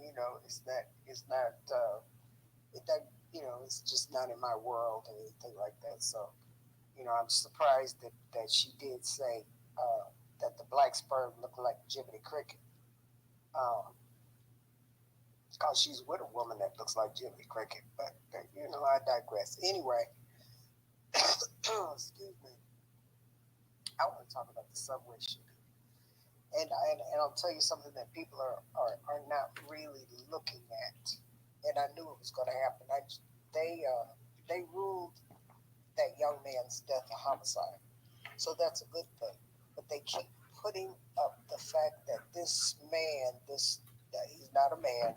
I take that back. That the killer that murdered him is a Marine. Okay, so I wouldn't be surprised if they're going to use that as an out. He's a Marine. He had PTSD. He clicked. He had a flashback. He went into action. That it's a good excuse in a court of law, right? To at least get your charges down. But at least it is ruled a homicide, so we know that New York City is going to move a certain type of way. Here's the thing. Welsing told you, anytime you go on that subway, that's where the crazy people live, and the homeless people live there too. And they don't have enough police. They have a police force that is just for that subway, but they can't be on every train. The other part about it is they're closer to places where there's majority brown and black people and Asian people, and where that man was on the subway, that's not where that was. He was in Lower Manhattan, and he wasn't close to Harlem stops or nothing like that. So that's another thing that you have to understand is that it wasn't that many people on the train. You see, it wasn't crowded. What if we lived in a world where when that man said he was hungry and he was tired and everybody went in their pocket and gave him $10 or $20? That's the world we should be living in, see? But that's not the world that we live in. And why? Because white supremacy allows it. Now, here's the thing. If they do not charge that man, then New York City will set a precedent to say that vigilantism is okay across the country. That's why they're going to do something about it. Because what you can't have is total chaos. You have to have controlled chaos. Okay? That was the problem that they had with Trump. Trump created a lot of chaos and it was not controlled. So they have got to. Otherwise, they're going to have a major problem on their hands, not just in New York City, but across the country, with white folks thinking that it is okay to choke out somebody that they can choke out, because they're not going to run up on any of the men in this room. See, they don't run up on y'all. They run up on the weak, and they run up on women. They do not run up on 100% men, and that's just the way the game goes. So it's going to be interesting to see how they charge him. It's also going to be interesting to see what they say in court, and if everybody in this room should be paying attention to that, because it's going to directly affect every state in America. I cold damn guarantee you, and I'm going to leave it there. All right, thank you. No taxation, guys. Like I said, up in the jumbotron, we have the actual Newstoter YouTube channel. So go ahead, if you get a chance, go ahead and subscribe to it. It's on the far left hand side. We haven't got anybody to subscribe to it tonight. Pretty slow the other night as well too. So if you guys can, please go ahead and subscribe to the YouTube channel. Greatly appreciate that. Volvo, go ahead and unmute your mic. Yeah, I just want to touch on something I heard the sister say. She said that he was a Marine, so that would be a good defense. I believe that that's even more of a reason that he should be in jail, because you trained, you a soldier, you actually went through training, like you a real soldier, like we hold you to a high standard, and that goes back to what I was saying earlier, fellas. You niggas gotta know how to defend themselves. You can't, you gotta, these people out here, like I was saying, they'll go to training with you on their mind, looking to fall in your way in society. Like, they looking to, this a soldier doing this. He supposed to been able to control himself. You know what I mean? He supposed to know what he's doing. He's been trained in chokes and shit. You know what I mean? So you like that's why I be saying like I be trying to let me say this to black men.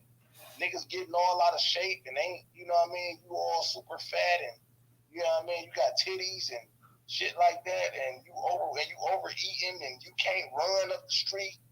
You know what I mean? Like bro, you gotta be able to run. You gotta be able to move fast. You gotta be able to pick some shit up. You gotta be able to lift something. You know what I'm saying? Like you gotta be able to fight. You know what I mean? Like I don't support that. I feel as though like niggas out of shape and super. You know, we all. You know, I'm kind of out of shape. I'm a truck driver, so I sit on my ass like 10 hours a day. But I still make it a point to work out 3 times a week, even if I work out for 20 minutes, just to do something. You know what I mean? Because as a man, we gotta be tough. These guys out here is trained killers. It's trained killers walking around on the street looking to fall in your way. It's motherfuckers. I go to the boxing gym. I'm a huge boxing fan. You know what I mean? I've been boxing since I was a kid. I know that is motherfuckers out here that's training that ain't looking to fight for real. That ain't looking to get in the ring and fight. That's out here looking to fall in your way in society. These motherfuckers out here carrying guns, looking to position themselves in your fucking the dude that killed Trayvon Martin. George Zimmerman.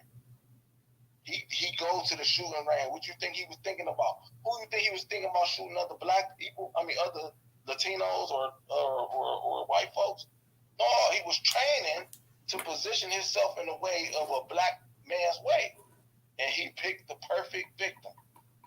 That's what he did. He been setting that up for years, and he finally worked up the courage to get that off. So like I'm like what the sister was saying is that he a Marine, they might try to get him off on that. I feel as though that's even more reason why he should be in jail. Because if you train, we hold you to a higher standard. You know what I mean? Like if you train in this shit, that mean and you pass the certification. You know what I mean? You hear like I'm a truck driver, right? I went to school to learn how to drive. I had to go to school. So they hold me to a higher standard when I'm on the road. You can make mistakes that I can't make. You can be texting on your phone. If I'm texting on my phone and I hear somebody, they're going to say, you know you ain't supposed to be doing that. You know that more than anybody. You understand. I got to train all the time. I'm always training. You know what I mean? So I'm held to a higher standard on the road. I'm a professional driver. This guy is a professional warrior. He's a Marine. So he should be held to a higher standard. I land my plane, brother. I appreciate you letting me speak. All right, appreciate it, Vovo. And you're right. He is a Marines. And think about it, they're the first ones to go to war before you. The people in the Army and the Navy, the Air Force, the Marines. They are the actual ones that the first combatants that actually go to war. So you're making a valid point on that part right there as well too. So let me go ahead and get to Professor. Let me get to Black Native real quick, and then I'll go ahead and get to you. Black Native, what's going on? What's going on, Newstoter? Peace to the room. Peace to the room. Yeah. Let me touch on the Brat. Like Sister No Taxation said, I really don't care. She's been irrelevant for the past 20 years, possibly. I know she's on Ricky Smiley's morning show. I think that's where she's at right now. Yeah, she swings both ways. I remember she was supposed to be engaged to one of the girls from Total. So that's, she's been flip flopping back and forth. I didn't know about Allen Iverson, but I do remember she was going out and engaged to one of the singers from Total. So yeah, she's been swinging both ways. I don't know why she felt the need to publicize that she had a white man as a sperm donor. Attention grabbing. I don't really know too much about the Atlanta shooting. I just heard about it in the space, so I was looking it up while you had brought it up, and so that's like ongoing. So I really can't touch on that. I will speak about the homeless man that was murdered on the train. I am a New Yorker. I was born and raised. Homeless people on a train is just like drinking water in the morning. You see them. They're there, they're laid out, they're sprawled out, they're sleeping. Normally, they don't bother anybody. Sometimes, it used to be a guy that used to come on the train. I remember the man name was Eric, and he used to put like sandwiches, and he would take donations, and he would make sure like put fruit, vegetables, and maybe orange juice next to the homeless person. So, and being from New York, and when you ride the subways, you expect crazy. Okay, when I left New York, my son was around 6. We went back to New York, he was around 13. And I told him, I said, once you get on the subway, you're going to see some crazy shit. Just ignore them. And when we got on the subway, it was somebody crazy talking to himself. Normally, you just ignore them. This is what, if you're a New Yorker, that's what you do. You listening to your music, you reading a book, you reading a paper. You just ignoring. What's happening around you. Get off and go about your day. So I'm wondering if this guy is a Marine. Is he American? Because I'm wondering if he was one of those Ukrainians that they allowed to come over in our country. Because I remember another video with a Ukrainian talking about he was a soldier and it was a young black dude. They got off the train. He got his ass handed to him by the black dude. This was like about 3 weeks ago. So I'm like, so now, we have to defend ourselves. I was in another space and I spoke about street justice. This reminds me of Eric Garner when he got choked out. The cops, nobody went to jail for that. So this is just a regular old Bernard Getz type of situation.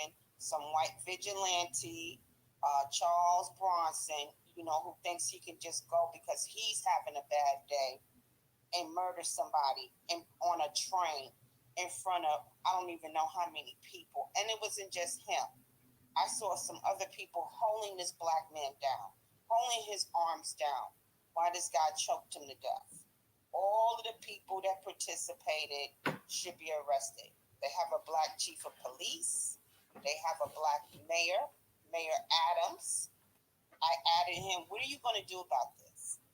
You cannot let this. You cannot just say, "Oh, okay, well, you murdered somebody." I don't know anybody that's from New York who ever murdered somebody in broad daylight in public and was let go and had other people helping in the murder. They're an accessory to murder. That's what they would charge somebody black with. So when has this changed? And like somebody said, you will not set a precedent. We already had somebody brought up Trayvon Martin. That set a precedent. So now, okay, so we just have regular people just walking around because you're having a bad day and you're just going to murder somebody. You're not going to even be charged when everybody is on video. We have video footage from all angles. I mean, come on, this is ridiculous. So Mayor Adams, he needs to, him and the black chief of police need to get off their ass and start making some arrests. If that doesn't happen, if this homeless man has family or even just don't even have family, whoever this Marine or this ex-Marine is shouldn't get no sleep. He shouldn't feel comfortable going home, kicking his feet up, cracking a beer open, and watching TV. He should get no rest. And this is what we need to do. I'm so tired of seeing this over and over and over again. I don't know. I know I'm not the only one, but I'm really sick of seeing it. And so that's all I have to say about that. This vigilantism, this is not the first time. I know if you're from New York, I was a small child, but I remember Bernard Getz. I remember he pulled a gun out and shot 5 people because I think they had asked him for some money. They even did a movie about it, and he got away with it. He felt like his life was threatened. That was in the 80s. So we're in 2023. And the same thing is happening. I agree. So I'm just saying, hey, whoever that is, Huncho, whoever, don't come off your mic, Huncho. Right. So it has to come to a point because we have cried for justice We have marched in the streets, no peace, no justice. Black lives matter, our lives matter, and it's going on deaf ears. Nothing is being done. Now, if they don't arrest this man and the other people who participated in the murder, there should be no sleep in New York City. This man, whoever this man is, okay, we know he's a Marine. You can find his address. He should not be able to sleep at night. Because if it was, New York has the Bloods and the Crips. If somebody was to roll up on another gang member, it would be retribution. All right, repeat up my sister. Okay, I listen. I'm gonna go ahead and take care of this dude because this dude is a troll here. And I just told his dumb ass not to come off his mic, and he gonna still come off of it. So get on out of here.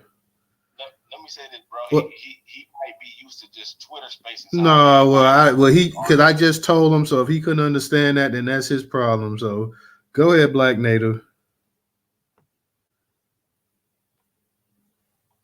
Thank you, Newstoter. I'm on my janky phone, so I might sound a little off, but it just comes to a point. I saw videos now. You have white people in the train station screaming Black Lives Matter in New York City. That's not going to work anymore. We want justice, and we have to understand what justice looks like. We're not saying we apologize, we forgive. All of that shit is out the window. Okay? Somebody needs to be in front of City Hall where Mayor Adams and the black chief of police, you got a black mayor and a black chief of police running New York City. This shit ain't supposed to happen. Nobody who's homeless, and everybody knows if you're from New York, most of the people that are homeless have been to mental health issues. They've allowed immigrants to come into the homeless shelters and displace the black Americans that were staying in these homeless shelters. They let immigrants come in there now. So it's a problem. And that's all I want to say. Thank you for allowing me to speak. All right. Thank you, Black Native. Let me go ahead and get to yeah, Black Native, you got that. Yeah, you do got that second phone tonight because I can hear that feedback. Let me go ahead and get to Professor, and then we'll get to Volvo, and then we'll get to Miss T. Yeah, thank you again, brother. And now let me say this. Bobo and Sister No Taxation have a great point there, family. They only do this to people that they think they can get away with and do this to. They feel are weak. Hey, Professor, real quick. Let's let this dude up here. What's his name? Honcho? Let's see. This Honcho is a white boy. Let's bring him up. Yeah, bring his ass up here. Bring him up here. I'm gonna bring his ass up here. Bring him up here. Yeah. Come on up here, Honcho. I don't even see him in the space now. He gone. Honcho, you with us? He must have left. He must have left.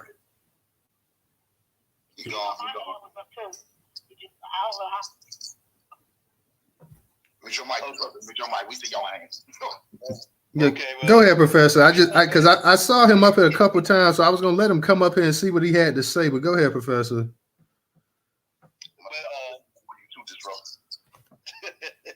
Sister No Taxation and Bobo were very much on the money, y'all. That these folks, like this Marine, will try to attack people that they think are weak or people that are vulnerable. In a situation like what we saw, where that brother was attacked from behind, this is just to give y'all kind of a on what you can do in case you ever come across something like that. Sisters and brothers in this space, because I was in the military too, and I know there's other brothers that was in the military in this space. If somebody comes from behind you, the one thing that you can do to get that person off of you from the back is take the heel of your foot, that right foot or your left foot, and tap the heel out of their foot. Either their right foot or their left foot. You're going to slam it hard. You're going to slam it hard down on their foot. Left or right. Don't matter. Your toes are pointing up and your heels pointing down. Yes. Yes. That's the one way to get these folks off of you if they come from behind. It's like I just embryo, no? And of course, the other second option to get somebody off of you, ladies and gentlemen, if somebody comes from behind you like that, is take the weight of your body and go all the way back and push them up against something. Okay, against the wall or the pole in the subway or wherever you are. Like if you are outside somewhere, and let's say you're outside a brick house building or whatever. Take the weight of your body and go back on that person real hard. Use the pressure of your body to push them into something. That means they hit something. They're going to usually let go because their body has just slammed into an object that's going to give them a little bit of pain or a little bit of a sting. Okay? This is a way to get people off of you when they come from behind. Okay? I just wanted to kind of give y'all some pointers because Bobo and No Taxation was talking about that. I said, well, let me take the time to give the family a few little pointers in case you ever run across something like that. Particularly for you women, because you're gonna be the first that they're gonna attack. I'm just laying it out. What happens if you're on the ground? Like this guy, he was on the ground. Now, on the ground, what you would do, I would say you take your hand, one of your hands, right or the left hand, and then you're gonna go behind and you're gonna grab their ball sack.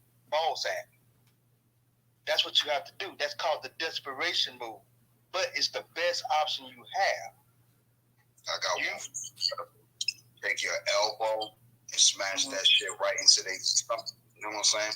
Their hands are up around your neck. So if you take your elbow, just you know what I'm saying? You can do that too, but I'm talking about really hurting this motherfucker. Put your hand down there behind where the ball sack is. He gonna show no let go. I'm telling y'all this. I got one. Can I say one? Right. And grab hard. Exactly. I'm telling you, this ain't for the women though. I'm mainly saying for the women though, because the women are in a more vulnerable position than the men are. Men are going to have a little bit more muscle to maneuver to get away from if the man is strong. You know, like me, like Bobo was just saying, if you're a man that work out, you can maneuver a little bit better. Like me, I work out damn near every day. Black pressure. Y'all see brother Black pressure? Shit, that brother will kill your ass. But anyway, but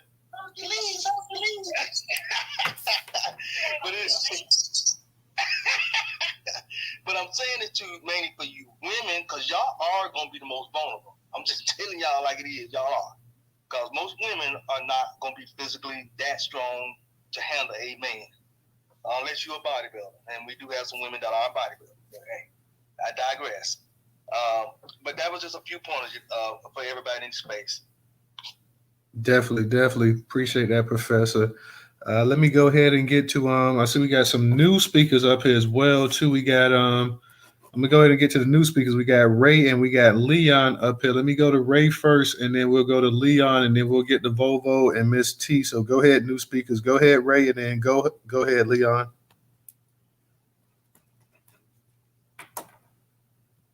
You there, Ray? Can you hear me? Yeah, we can hear you. I'm gonna be real quick. The Atlanta shooter has been captured. I forget his name is Dion something. He was a member of the Coast Guard. So I just wanted to put that out. The brother's been captured. And again, like you said, Boo made a lot of valid points. Definitely work out. But ladies, you aren't going to be able to physically beat a man. So, well, most ladies aren't. So make sure y'all are protecting yourselves. Make sure y'all carry. Y'all women be safe out here. I'll land there. All right. Thanks, Ray. Thank you. Let's go ahead and get to Leon. Leon, go ahead and unmute your mic. Good evening, Newstoter. My man DJ, Professor. I love the breakdown you was doing. What's going on, Ray? It's T Tammy, Black and Power Original. Yeah, all right, let's get to this. Yeah, sorry I came in late. Just wrapping up some things. The Brat, I think we were talking about this before, about the Brat and the black sperm thing. I don't know what she's trying to do with the white sperm besides playing into those stereotypes about being smarter or being more accepted, or skin colorism. I don't know. It's a shame, actually, since she is supposed to be FBA. Why would she go that route? But, I have no respect for her now in that. I really don't. I'm sure there was brother sperms out there that were a bit more willing to donate for her cause. The Atlanta shooting, I'm not familiar with that, so I can't really put my 2 cents on that. I'll look into it, but I'm not going to do that now. And the subway, the subway murder, we all know, we see it. It pisses me off, especially that the other two.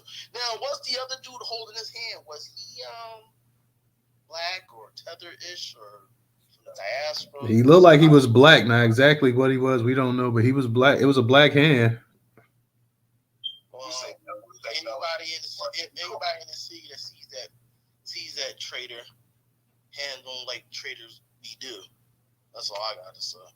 Hey, with that being said, though, be considered that this situation happened in New York, and I know that's what y'all saw, a brown, black, melanated looking hand. 9 times out of 10, that dude that was holding that brother Joy Neal's hands was a tether, yo. I'm telling you. All right. Let's go ahead and get to is Volvo still up? Volvo, go ahead and unmute your mic.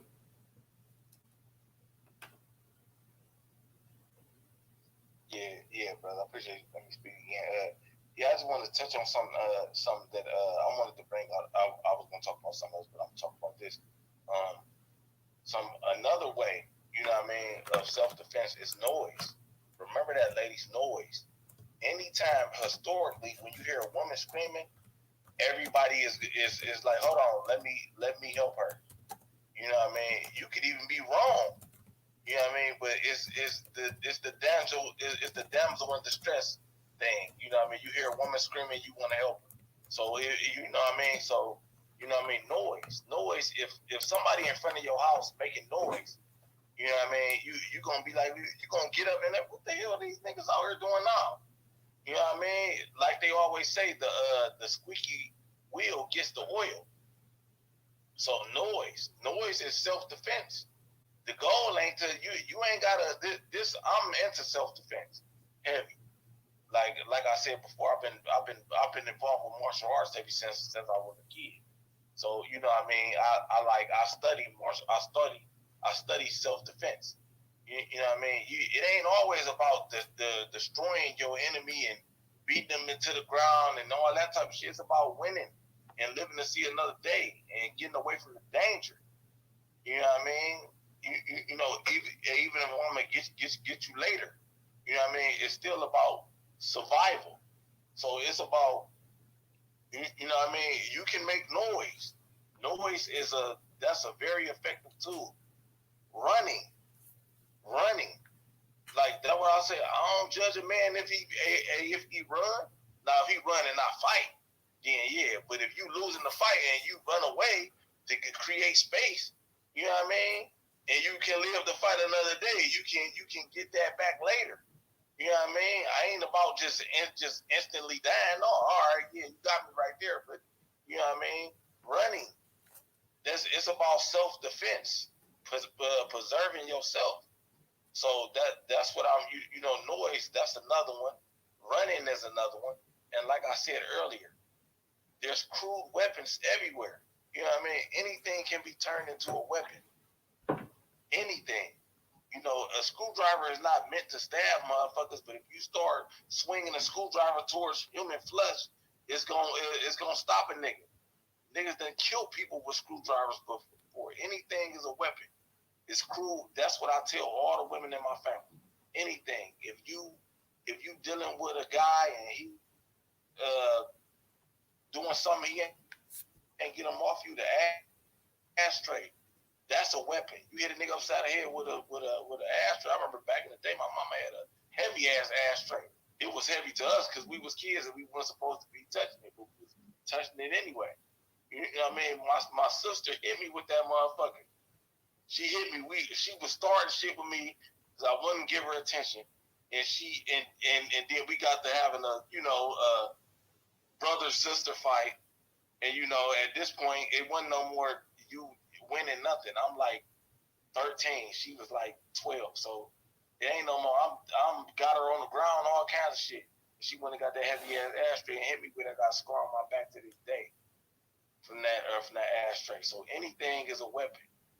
Anything is a weapon. It's crude weapons all around. So always remember that, sis. All right.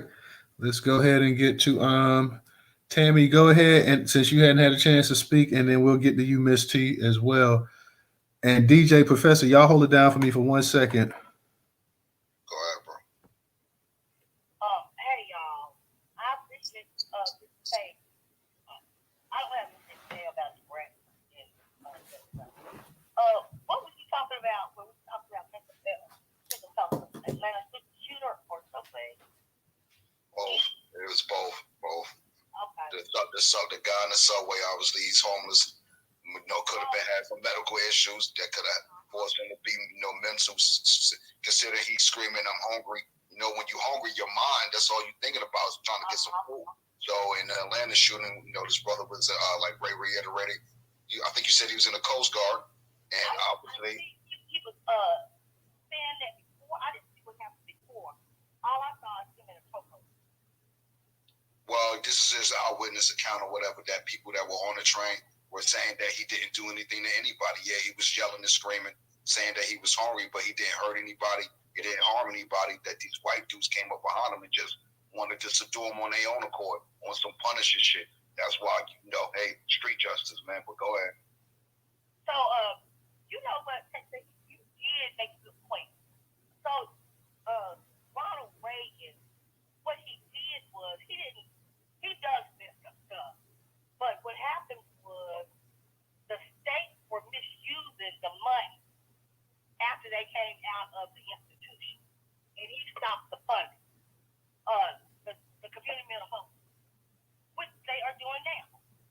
Right? Y'all, I am advocating because the state is allowing community mental health centers to use the money however they want to. It is not getting to the people. And it is pissing me off because if I just had nowhere to go, or Leah, where the hell am I supposed to go? You can't have it both ways. And then with the housing costs, but every last one of them should be housed if they want to choose to be home. And, that's a whole different thing. But the systems are not working. I can't wait to go in on Gavin. Governor Gavin, he got so much money down there. And he's about to give it to a Don Clinton, NAMI. You all hear all about it because they white folks, Gavin system with, when I say y'all, trillions of dollars. And they don't give a fuck about these mentally ill people. If they did, they wouldn't be doing what they're doing. I was late because I was writing this comeback to the Dr. Chapman. He's on here and he wrote an article that physicians and nurses are dying by suicide at great rates. And I was like, I know why. Because they gave $54 million. Y'all heard this, well. $53 million to a non-clinical group who don't know how to resource. See, we can't keep doing stuff the same way. We're supposed to sit down on a couch for an hour. Nobody I know. It's things that you can do if you let go of control and stop trying to do fun. Right? Suicide is very, very serious. But you resource it. It's not medicatable unless they have, something medicine. But generally, a lot of people come in because they need something. So that's why I say resources. They might not have house. They might not have a good relationship with their parents. So it's a reason usually that someone gets to that. So what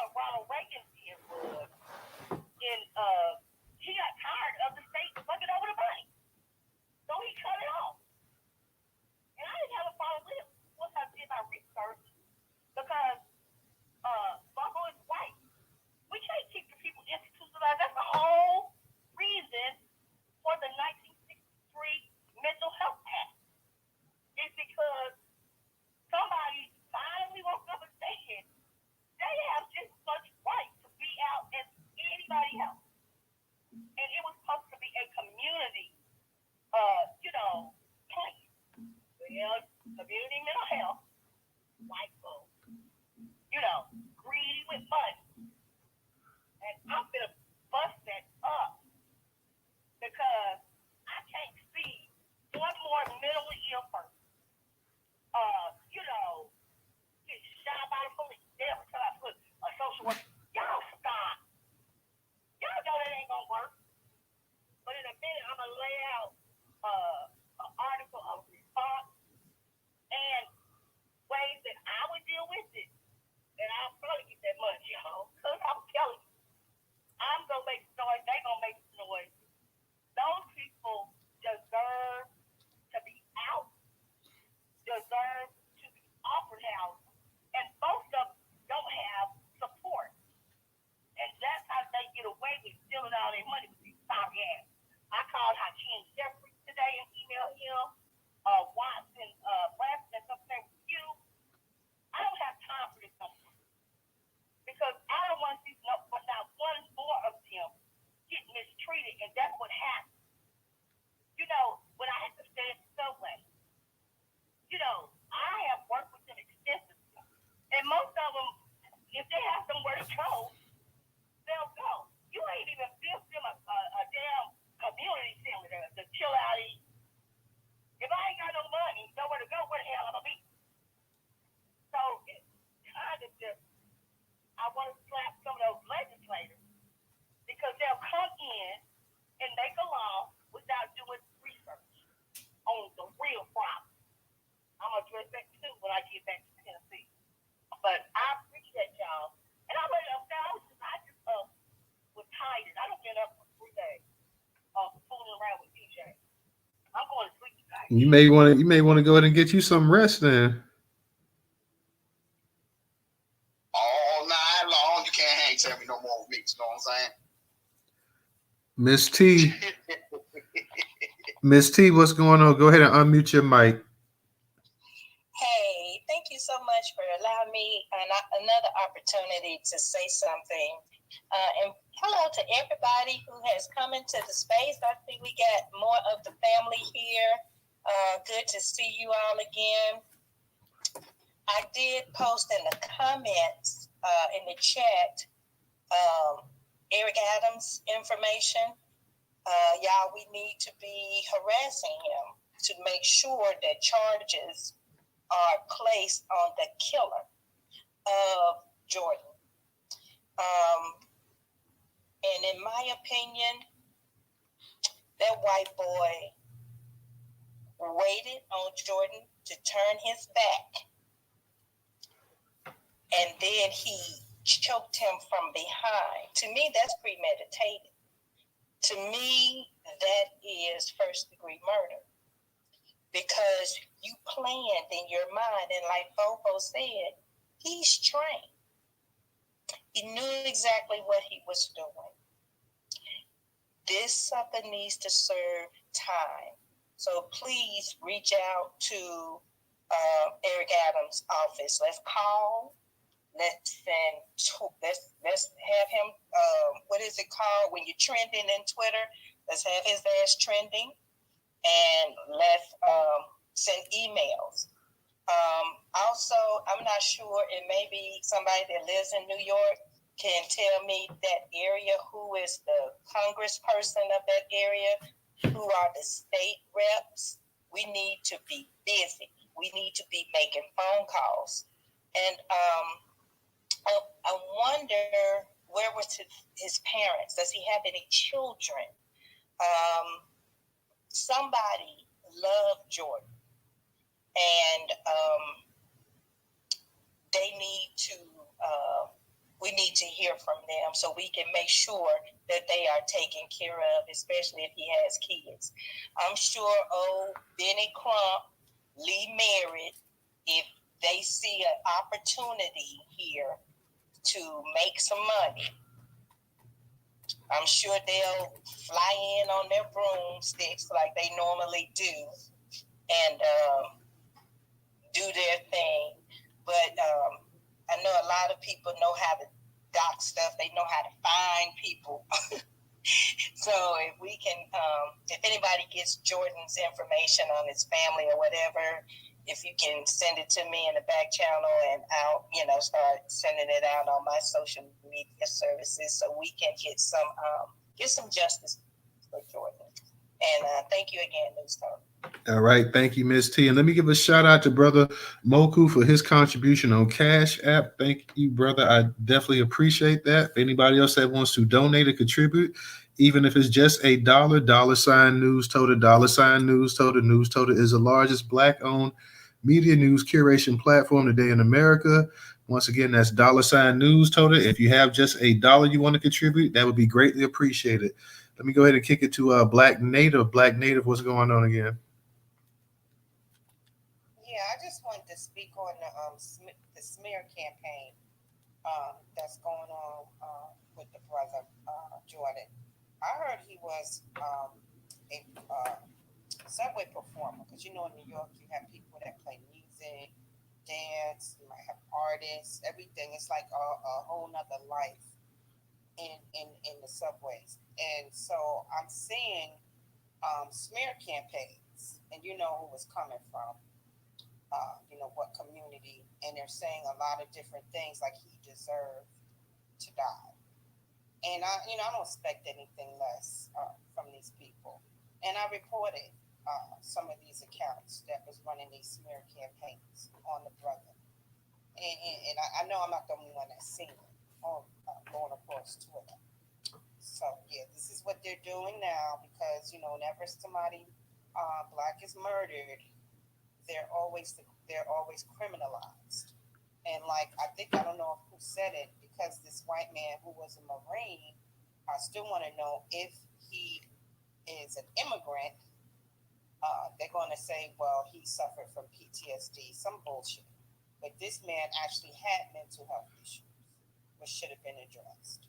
So yeah, this is what they're doing now. They're trying to say a lot of things, that he pulled his thing out in front of women, and all this weird shit that they're saying putting out there on Twitter. So we have to be prepared for that, because that's the justification that they're going to use for him being murdered on the subway train. That's all I want to say. All right, thank you, Black Native. Let me go ahead and get to, I see Brother McCool, he hadn't had a chance to speak, so I get to him, then I get to you, Bobo. What's going on, bro? I see a habit of them criminalizing us just for being. We just had the lead singer of the Four Tops get put in a fucking straitjacket after being admitted to a hospital for breathing problems, just because he stated he was the lead singer for the Four Tops. Fucking, they didn't believe him, so they put him in a straitjacket. They stopped his treatment, and in the middle of his treatment, they stopped it and put him in a straitjacket. What I seen on that subway, I can't unsee.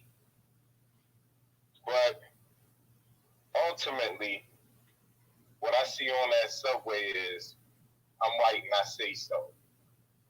You know what I'm saying? I see this white individual choking the hell out this black man, and it just seemed the darker our skin is, you know what I'm saying, the more that they seem, more it seems like it's a right to victimize us. And I'm just saying, enough is enough. Like, we can't keep ignoring the instigator. You know what I'm saying? All of this, I don't give a hell if that dude was naked on a goddamn train, yelling whatever obscenity he was yelling. You know what I'm saying? He had a right to fucking choke that man and kill him. That was a group effort. I want everybody to realize that, racism is a team sport. And that took a team. Everybody that had their hands on that man should be charged with compensatory justice. They should be put in a fucking cell with no fucking more human interaction, and they should rot. Real talk. We need to start being really serious and precise with the punishment we want. You know what I'm saying? Fuck a trial. You know what I'm saying? Fuck going to jail. Yo, going to jail, you sit him in a cell, nobody's allowed to talk to that motherfucker. And he rot in jail with the same goddamn tool he used to choke Jordan. Real talk. We gotta start being real precise with this shit. I'll land there. All right, thank you, brother. Let me go ahead and get the Volvo real quick. Volvo, go ahead and unmute your mic.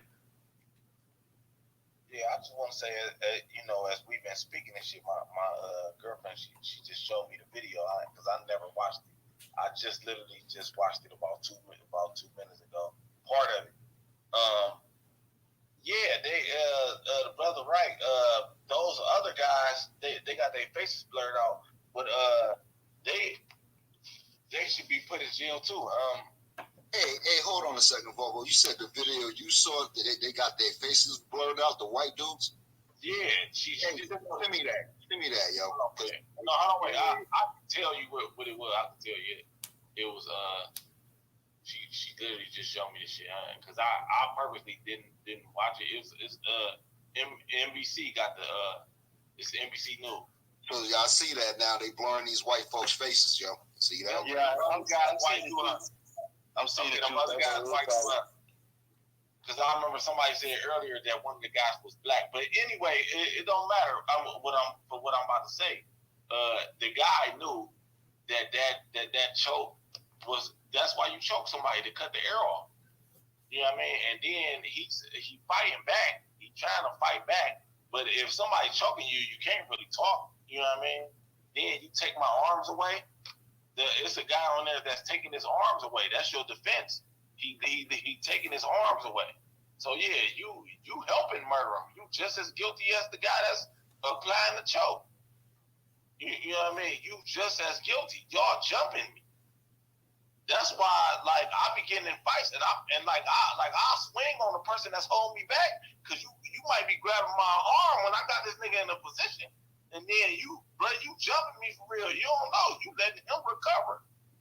You know what I mean? You trying to break this fight up, bro. Like, break this shit up when somebody on the ground can't move. If I'm fighting, get out of my way, because I'll fuck around and hit you. So, like, it's best that you get out of my way if I'm fighting. But anyway, on this video, the guy taking his arms away. You taking away my defense. Y'all jumping me. Y'all is jumping me. I'm not posing a risk to nobody. He's applying an illegal choke. If you watch combat sports, watch like the UFC when John Jones or one of them when they apply a choke to somebody, like Google like John Jones choke. When they choke somebody and that person go to sleep, immediately the ref calls in a doctor.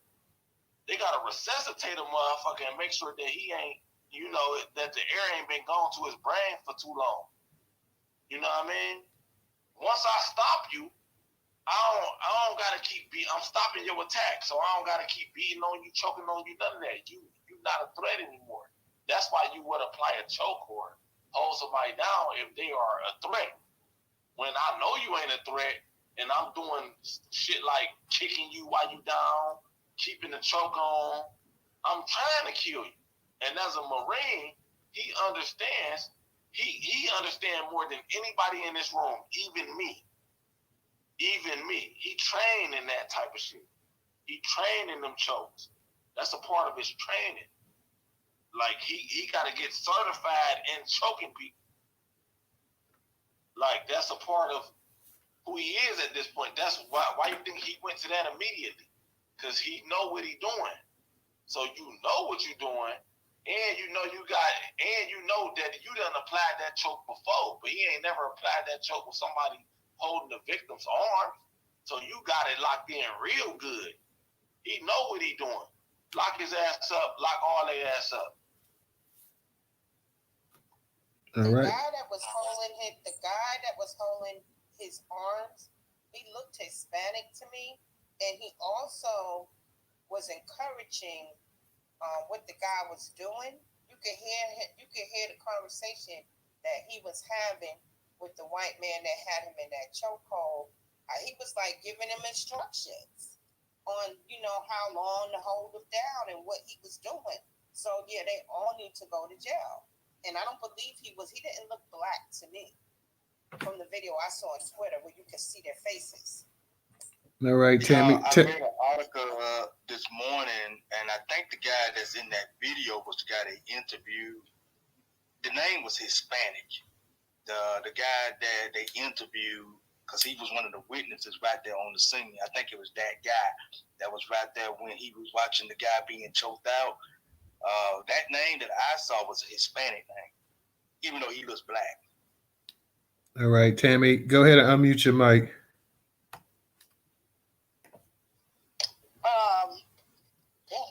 I don't got. What was you saying, Miss T?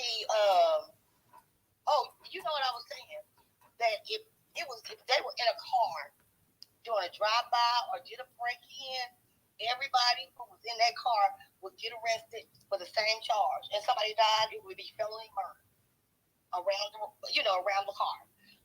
So that definitely needs to happen. And Bubba, you said, as soon as you know you out of a threat situation, which you probably never was in one anyway, you stop. So it was murder. I don't know how you can see it any other way. And he better be glad, because a lot of people with mental health issues, they get this strength and are able to do, take you out. But they rarely are violent or, come towards you or whatever. So it's just a whole lot in this society. But who said it's time to stop? Because guess what, damn it? It's time to stop. It's time to call all this shit out.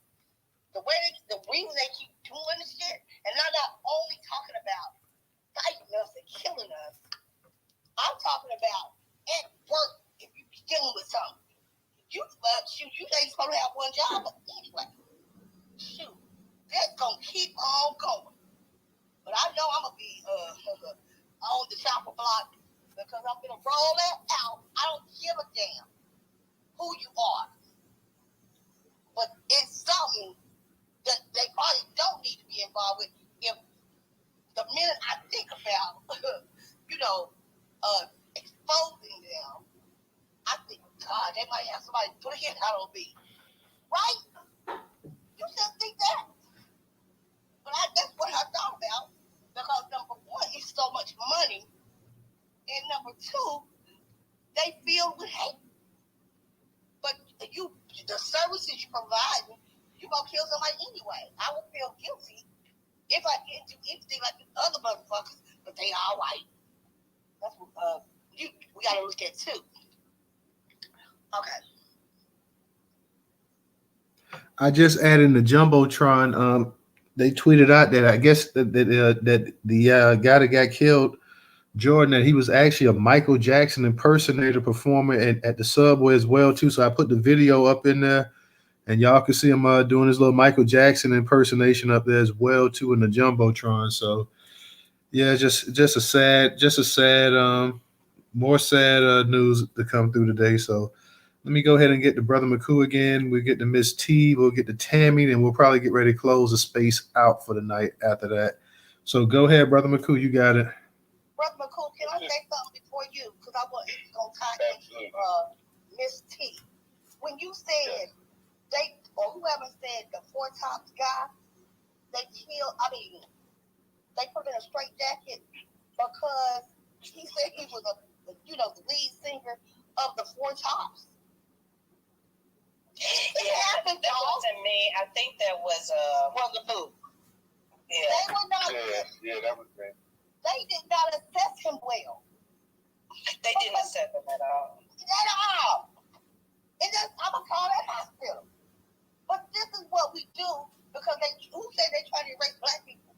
They try to erase critical psychotherapists too. They don't know what they're doing.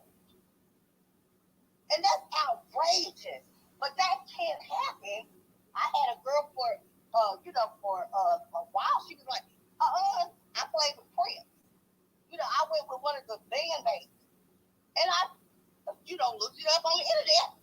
And there she is in the picture. That's what you're going to do. That's easy. Shit, these people get on my damn. I can't unmute myself. I'm done. All right. Brother McCoo, go ahead. It was your turn. Go ahead.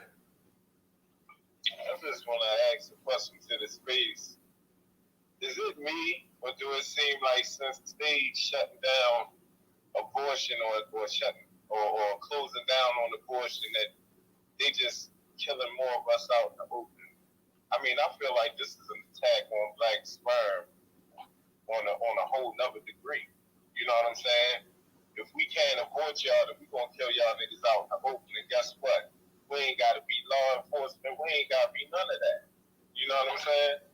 I mean, this shit is really real. You know what I'm saying? And back to the four tops though. They didn't miss. That was an act of racism. You know what I'm saying? I mean, straight and blatant like that. Him and his lawyer are asking for everybody on the ship to have hand and that be fired. But I think he should go as far as putting the whole fucking hospital out of business. How could that even go on? You're right. I don't care if I go in there and that man saying he Jesus. If he can't breathe, there's something wrong with his ass. Maybe the fact that he can't breathe is the reason why he's saying he Jesus. You know what I'm saying? But it still don't give you the right to take, to stop treatment. And I mean that is deliberate. That's attempted murder. That's what that is. So everybody on that ship need to be charged with attempted murder. And the hospital said that they ultimately they just said we can't reveal any information about the investigation going on because it involves employees and I guess employees' rights or whatever. But that's bullshit. You put that man life in danger. And something Rover said, and even DJ commented on about them blurring out the faces of the white supremacists. And I'm gonna say this again. This is a team effort. Not just the motherfucking people that was holding his hands, but guess what? The motherfucking the fucking NBC, the motherfuckers who blared out their faces, you need to be incriminated in jail too, because you're accomplices. Why are you hiding the faces of criminals? But the first thing you do is you criminalize the goddamn victim. You know what I'm saying? Y'all got all these rumors going out about this man, and all he doing, he was hungry, he was shaking his dick in front of somebody. He a Michael Jackson impersonator. This man trying to make it just like the next motherfucking man or woman. You feel me? But the first thing this media do is fucking criminalize our victims. You know what I'm saying? Like, why aren't we putting fucking Fox on trial? Why aren't we putting NBC and ABC and CNN and all these motherfuckers on trial? This is what reparations is about. I think this need to be harped on, not just talked about, but harped on. You know what I'm saying? And we need to stop fucking looking at these. We need to stop giving them all our precious commodity. And one commodity that we all got in common that is most precious that they need is our time and our attention. Fuck Fox, fuck NBC, and I say for the space sake because I fucks with Newstoter. This ain't no view of Newstoter or any other or reparations 2023. I'm gonna get that out in the open. This is the view of Brother Muko. Fuck NBC, fuck ABC, fuck CNN, and all the rest of these fucking white media fucking companies. We shouldn't look at. We should just fucking rely on black media to give us our news. Straight like that. We celebrate new black media. Let's straight full-fledged use new black media. You know what I'm saying? Because they don't deserve none of our fucking time and none of our attention, and they all need to be put on trial for murder. for accessories to murder, for fucking murder 1, murder 2, murder 3, and 4. And if we can make a fucking murder 5 just for the news, I'll land there. Thank you, brother. Let me go ahead and get to Miss T was gonna be the last speaker. I'm gonna let Stephanie come up here. Volvo, you've been up here for a minute, so I'll let you get something in real quick also. But those are gonna be the final 3 speakers for the night. So anybody else, y'all have to catch us tomorrow night. We'll have a space tomorrow night. But let me go ahead and get to Miss T. I'll get to Stephanie, Volvo, and that's gonna be it for the speakers for the night. So go ahead real quick, Miss T. Okay, I just want to let you all know that his father has spoken. Jordan's father's name is Andre Zachary, and he disclosed that Jordan's mother, Christine Neely, had also died at the hands of another person. His mother perished. This is his words. His mother perished. She was also got killed. And him now, her boyfriend fatally shot her. And he now, by another person, and then it says he was left, but his mother, Christy Neely, was found dead in a suitcase on the side of a Bronx roadway in 2007. She was 36 years old. At that time, Jordan Neely was 18.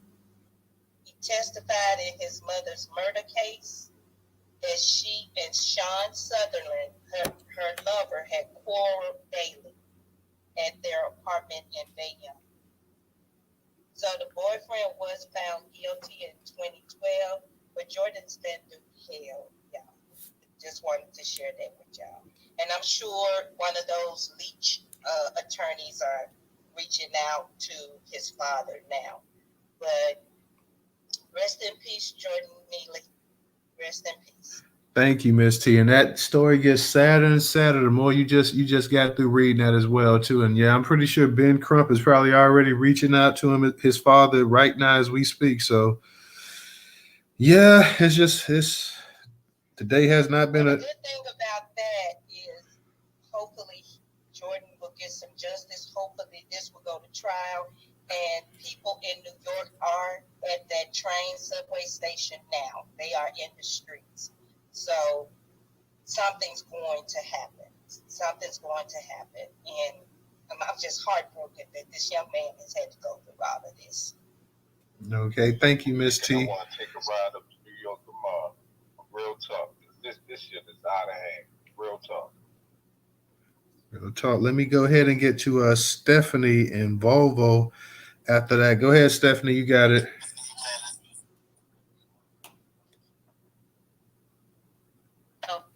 Hi, I'm sorry about that. Salute to the chat. I'm not even thinking about the Brat. She was totally out of order for what she said. She was out of line. If that's what she wanted to do, contribute to white supremacy, then by all means let her go. As far as this thing with Jordan Neely, watching the video was completely heartbreaking. And just hearing that his mother died under those circumstances is what probably made his situation, his mental state even worse. I've dealt with someone who lost a mother at a very young age, and it's not easy for them to process that at such a young age. It does things to you psychologically, and that was the love of my life. He lost his mother when he was 13 years old, so him processing that at that age it's really not easy, and it did mess with his mental state as well. And he passed on earlier this year, and we were supposed to make new changes in our life and go in the right direction. So I called the mayor's office. I called the DA's office this morning. I tried to write to Kathy Harkle. I just found her information. It's not easy. It hurt me deeply. And part of me just wished that I was there. I could have wrapped my arms around this man's neck and choked him and let him see what it felt like. because it's not easy, and especially watching it over and over and over again, be that it's this state or the next state or another state after that. We just don't know. We're pretty much like sitting targets. I want to know who trained that man in the military. I want to know who's training these police officers nationwide. Because from what I understand, some of these people are getting their training from Israel. Okay? I want to find out what the name of that company is in Israel that is teaching these people these chokehold moves, and they're using them on people to kill innocent people, but they're primarily and mainly using them on black people. I want to know who all of these people are, and they all need to be held accountable. From the guy that performed the chokehold to the two Rainbow Coalition folks that's supposed to be our allies, they need to be held accountable also, because they were just as complicit as the band that did the chokehold. You cannot take the law into your own hands in New York City. You cannot do it.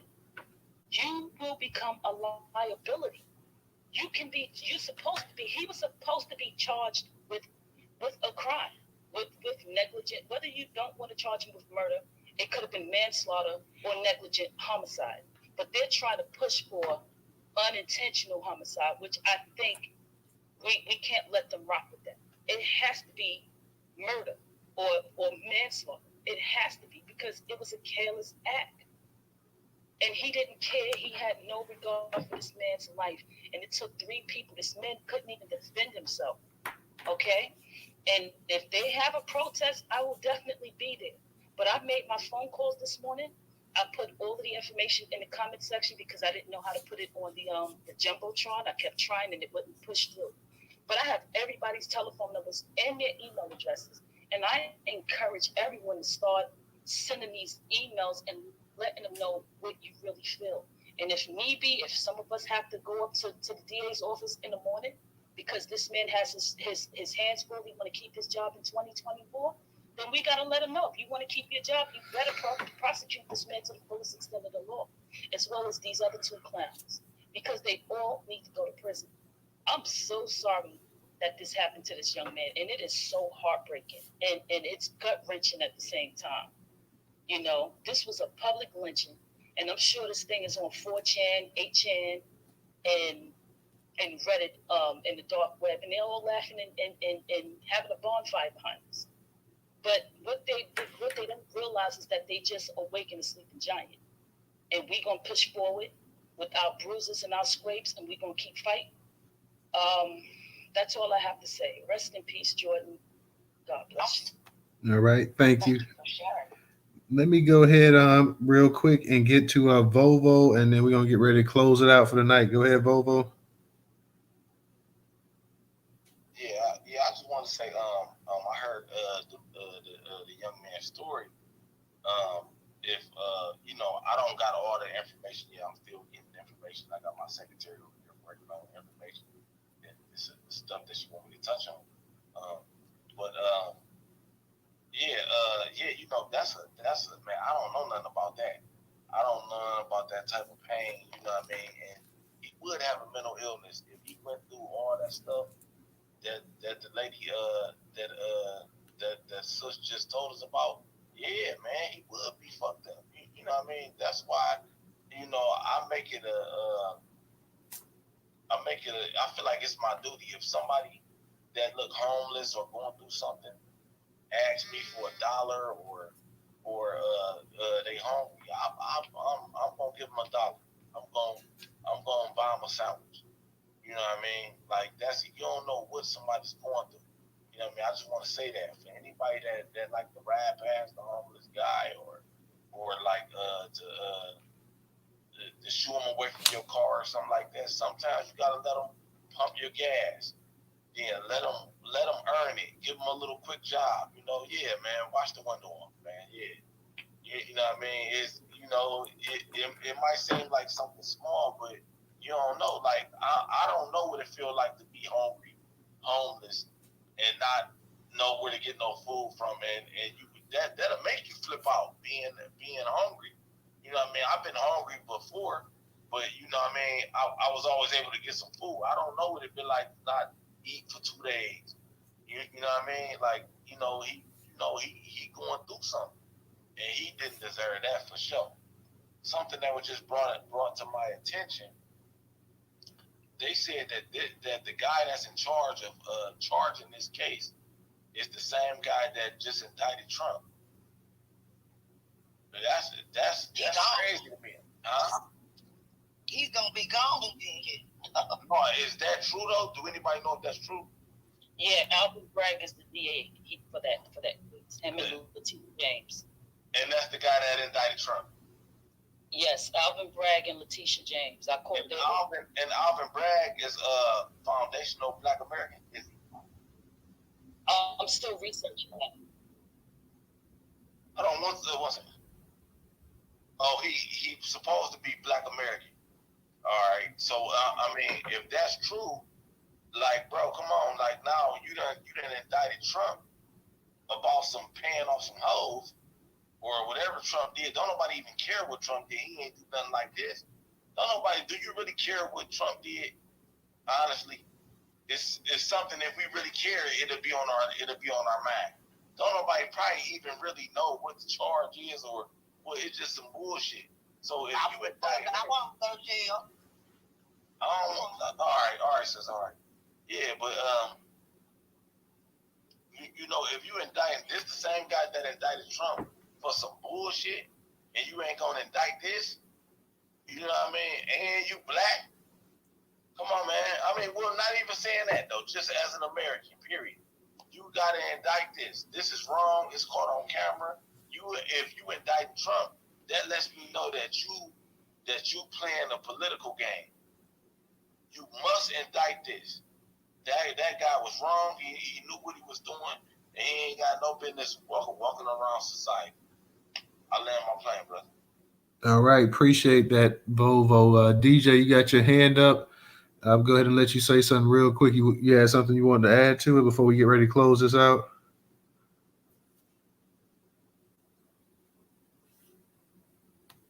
Hey, you there, DJ? Yeah, I was surfing the web or whatever.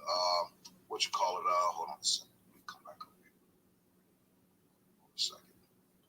Yeah. Yeah, just to go in reverse real quick. Subway murder. You already know street justice. That's how I feel about it.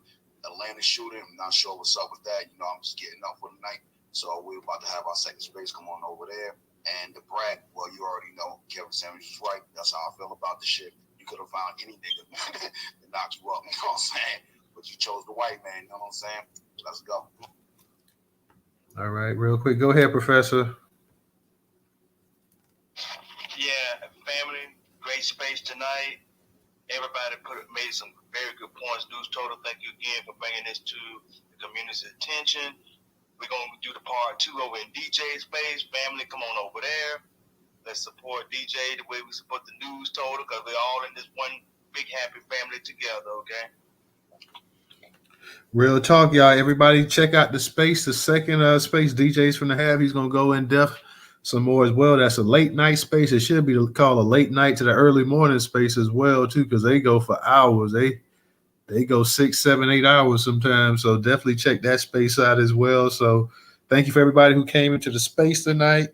We will definitely be back tomorrow night, 8 p.m. Eastern Standard Time. So thank you to all the hosts and the co-hosts, the listeners, everybody who tweet out the space. Continue to tweet out the spaces as well, too, guys. So we'll see you guys tomorrow. Check DJ Space out. Everybody have a good night.